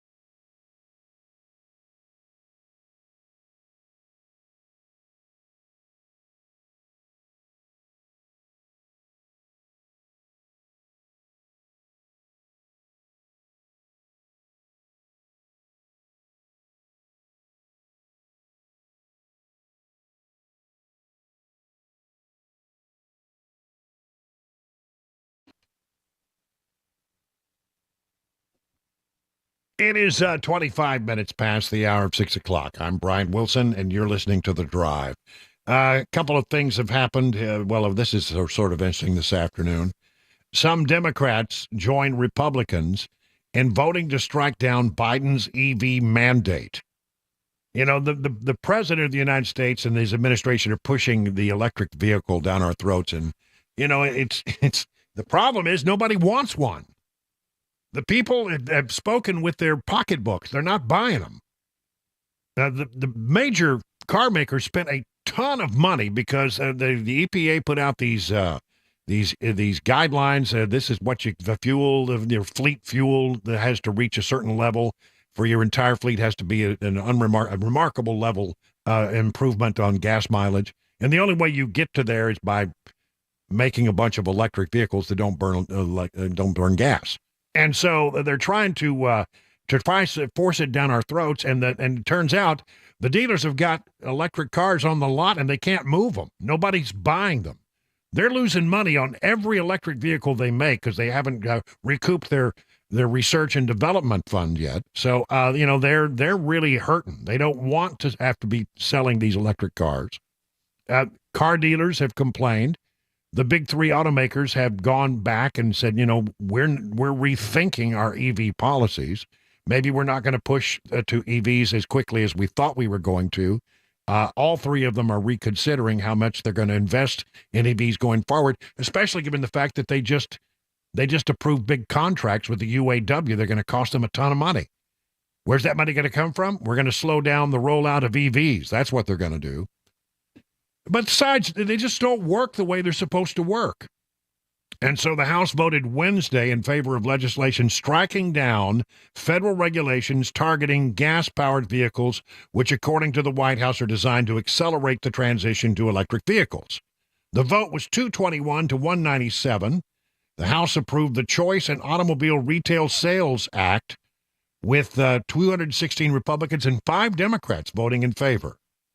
A group of more than a dozen lawmakers, Republican lawmakers, led by Representative Tim Walberg and Andrew Clyde, introduced the legislation in July in response to the Biden administration's tailpipe emission regulations unveiled months earlier.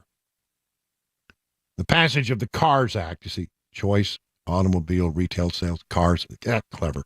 The CARS Act is a massive victory for every consumer in the entire American auto industry. Biden's mandate has always been unrealistic, and textbook study on how central planning and Bidenomics simply do not work. Mandating EVs has never been a responsible or affordable solution. Americans should always have the option to buy whichever car suits them, and the House has taken a massive step toward ensuring that opportunity still exists. I saw a story today. The Biden administration is trying to push major metropolitan areas to buy electric buses. They want them to buy electric buses. And so they pushed and pushed and pushed. And a lot of cities around the country, especially those that are Democrat-led, bought electric buses. Well, one of the major manufacturers of electric buses has now gone bankrupt. And now when the buses break down, they can't get parts and they can't get service. And, even though some of the buses are still under warranty, the company is bankrupt. And they're very slow or are not responsive at all. And so all this investment that they made, they don't have buses that actually can do the job. The electric buses have failed, at least in this particular company. So EVs, every time you read a story, it's about the problem of having an EV. Not enough charging stations. They don't go as far as they're supposed to go. It works for some people, but for the vast majority of Americans, they still need a gas-powered engine, and they're telling the car companies that by voting with their wallets. We're not going to buy an electric car. So they'll just sit on the lot and rot. I don't know. Glad to see. Now, will this have a chance? I don't know if it'll get through the Senate or not. There may be it will, because people are pretty fed up with this stuff. The pressure's being brought by the auto industry. So maybe it does get a vote in the Senate. But then the question is, what would happen if it went to the White House, and the president probably would veto it, and there would not be the votes to override it. So I don't know if this is going to actually survive, but I like the sentiment a whole lot.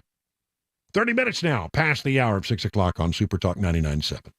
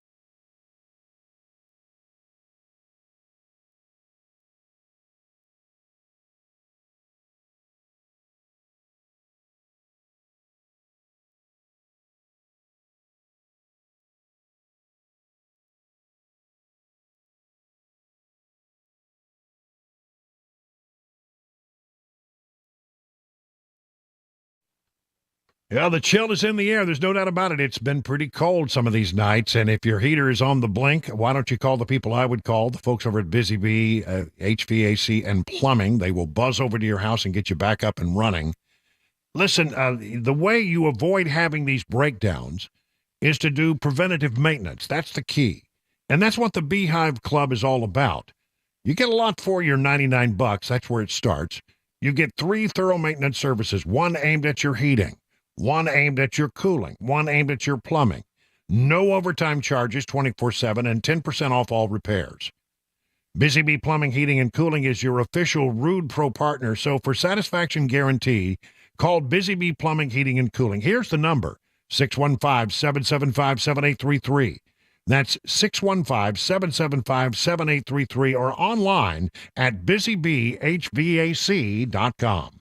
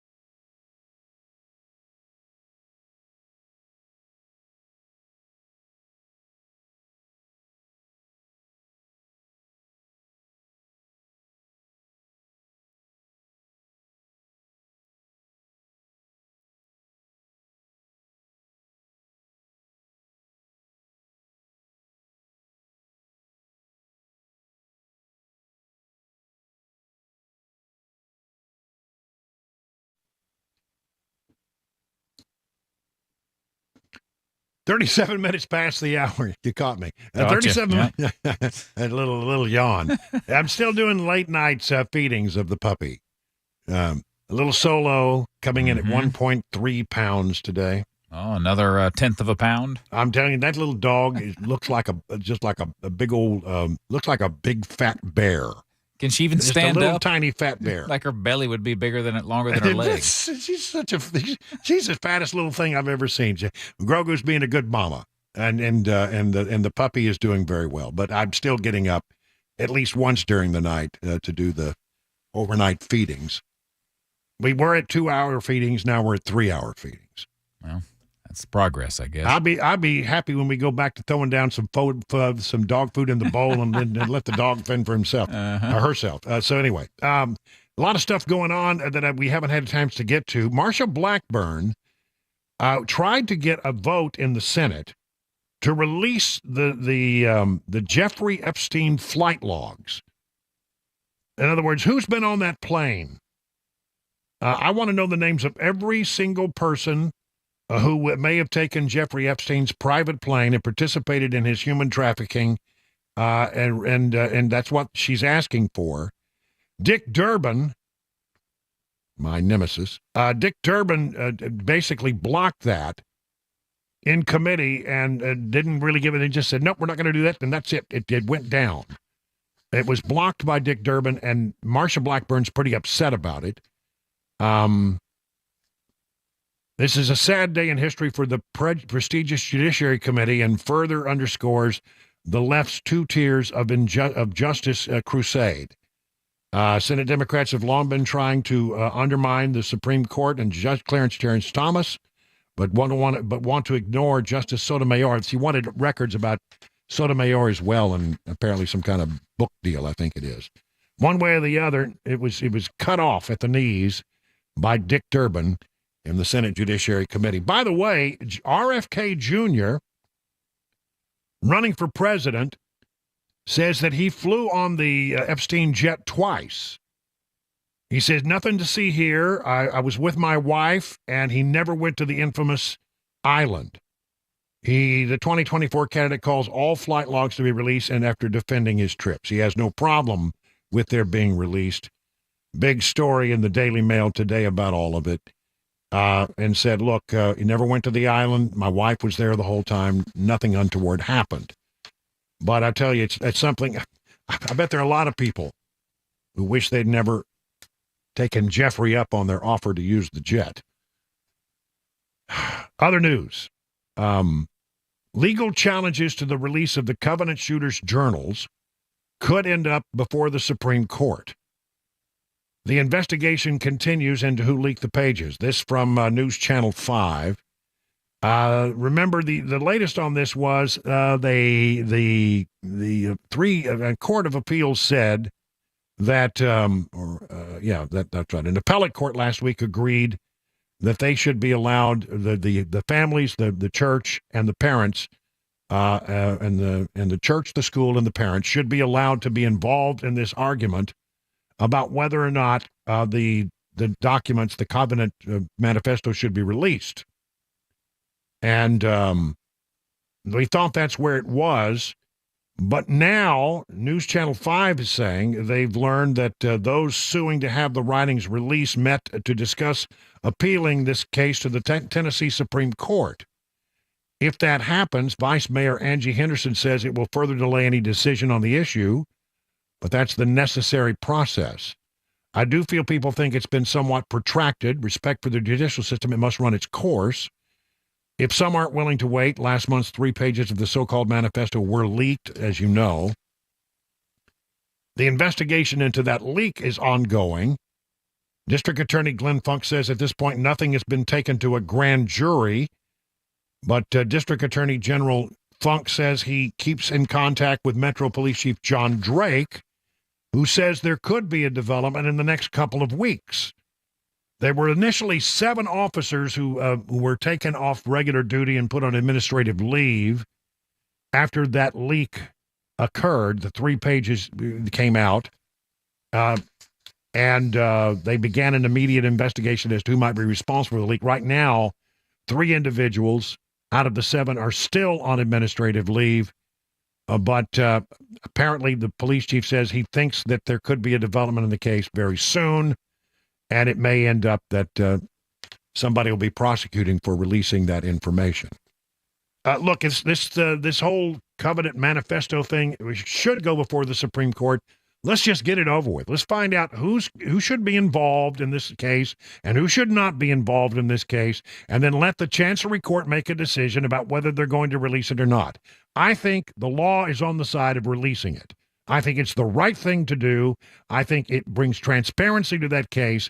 The governor says he thinks there should be transparency. The state legislature wants to look at that so they can decide if there are legislative remedies that could be brought forward once you know the facts.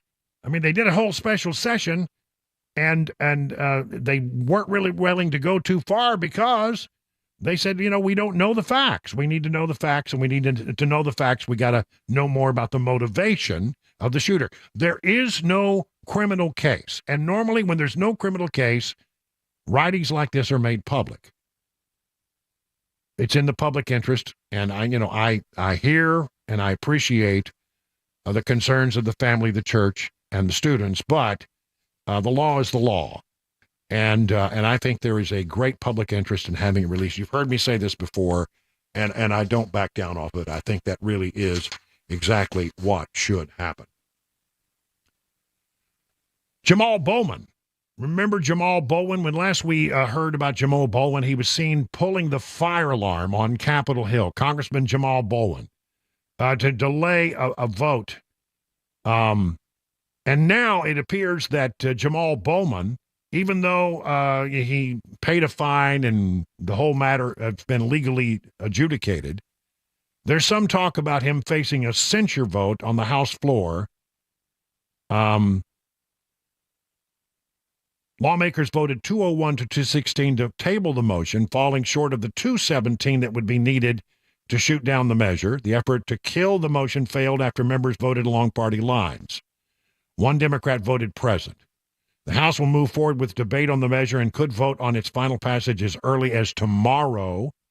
If successful, Bowman will be required to stand before the full House chamber as he is publicly reprimanded by House Speaker Mike Johnson, making him the third Democrat to be censured this year. Adam Schiff in June and Rashida Tlaib in November. The vote comes one day after Representative Lisa McClain filed her censure resolution as privileged, forcing a vote on the measure within the next 2 legislative days. That was sort of weird, I have to say, that whole thing, him pulling the alarm. And then at first he said, I thought I was just opening the door. I didn't. And then there's a sign right there that said, do not pull this alarm. He removed the sign. And he pulled sort of like, the thing that kids used to do in high school to get out of school. Pull the fire alarm to avoid a vote that the Democrats didn't want to take or to delay a vote. It's the silliest thing ever. He was found guilty of it. He paid a fine, and now he's going to be censured. I say censure him. It's just silly. That was the dumbest thing. I mean, he thinks, well, I paid the fine. We shouldn't be talking about this anymore. Oh, really? Oh, really? Oh, yeah. Metro Council voted against an additional $18 million for new tasers for the Metro Nashville Police Department. The $24 million 10-year deal to provide upgraded taser to the Metro Nashville Police Department was voted down last night when the council met. The Metro Nashville Police Department would not have advocated for taser contract amendment if we did not believe it was in the best interest of all of Nashville, says Metro Nashville Police Department Public Affairs Director Don Aaron. We are disappointed in the vote. In late 2021, Metro officials found that the existing tasers were out of date and malfunctioning. Well, like the one thing you don't want when you pull your taser, I mean, first of all, it's far better than pulling a weapon. If you're going to try to subdue someone, you pull a weapon and you have to use your weapon, somebody could die. And although tasers are not completely risk-free, most people survive a taser shock. You ever seen those demonstrations they do where somebody shows you what happens? Somebody asked me if I wanted to go through that, and I said, no chance in hell would I go through that. What kind of nut? But they have the Taser 7 model, and apparently they're malfunctioning, posing a safety risk to our officers. So, it was a $6 million 5-year contract to provide tasers, and now they want to go to the Taser 10, which is said to be upgraded, more effective, more accurate, improving safety for both the public and the officers.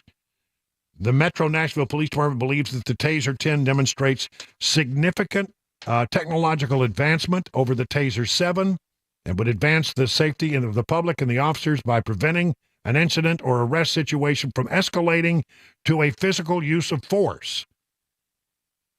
Yeah, I mean, that all makes sense to me. But the Metro Council, in its infinite wisdom and its continuing hatred for the Metro Nashville Police Department, is going against it. They don't like the license plate readers, which have proved to be effective in many other jurisdictions for fighting crime, but they don't want to fight crime. They don't want an effective police department. It's the damnedest thing I've ever seen.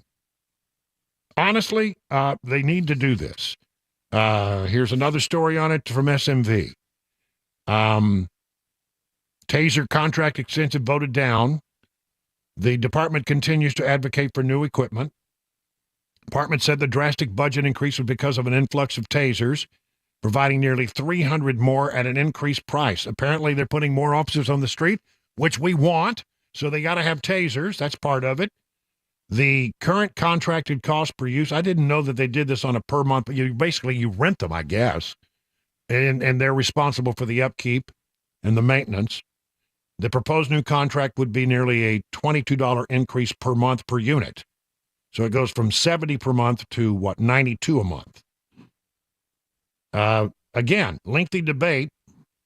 Seems like quite a bit of money, she said. One of the members, council member Quinn Evans Segal, argued the budget increase did not equate to the amount of new tasers being bought.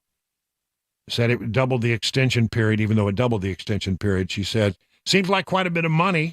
New phones come out all the time, and sometimes you're stuck with one until you can afford to do something about it and upgrade. Doesn't work out well enough anymore. She said that the Metro Nashville Police Department is disappointed. Well, comparing it to an upgraded phone, that's an option. I mean, look, you can choose to upgrade to the latest, greatest phone if you choose to, or you can choose to let it go. Nobody gets hurt. Nobody dies in a situation like that. When you're talking about upgrading the tasers that are malfunctioning and out of date, and the fact that you need to equip new police officers with more tasers, let's do that. It's in the interest of public safety. 50 minutes now, past the hour of 6 o'clock. Hi, I'm Paul Winkler. You often hear me talk about diversification in the investing process, but how do we diversify? Well, we look for things that move in dissimilar fashion historically. Some of those market areas might be really small companies or really large companies, or very growth-oriented companies or value-oriented companies. And one of the things that we find is that when we diversify between these various segments, we can reduce the volatility of the portfolio because they don't move in tandem with each other historically. Now, we can do that in U.S. markets, we can do that in international markets, and in emerging markets. And when we can dampen that volatility, we can help get ourselves a little bit of a better outcome as far as knowing what we might likely have in the future or how we can take income from our investment portfolio. Now, we also want to add fixed income or bonds to the mix as well. Now, if we know that we need to do this, what's the best way to do it? Well, one of the things that we often teach is this concept of market efficiency. This won the Nobel Prize in economics as well. And it's the idea that if I'm investing in, let's say, small value stocks, if we look at professional managers and their ability to say, hey, should I have this stock or that one, and picking companies or areas of the market, we find that they typically get lower returns than the market does on its own. They just add expense and they can add a lot of volatility. One of the things we want to avoid is anything that can hurt your returns and increase your risk in the investing process. To learn more about our approach to investing and financial planning, go to paulwinkler.com and set up a free 15-minute phone call or call 615-851-1950.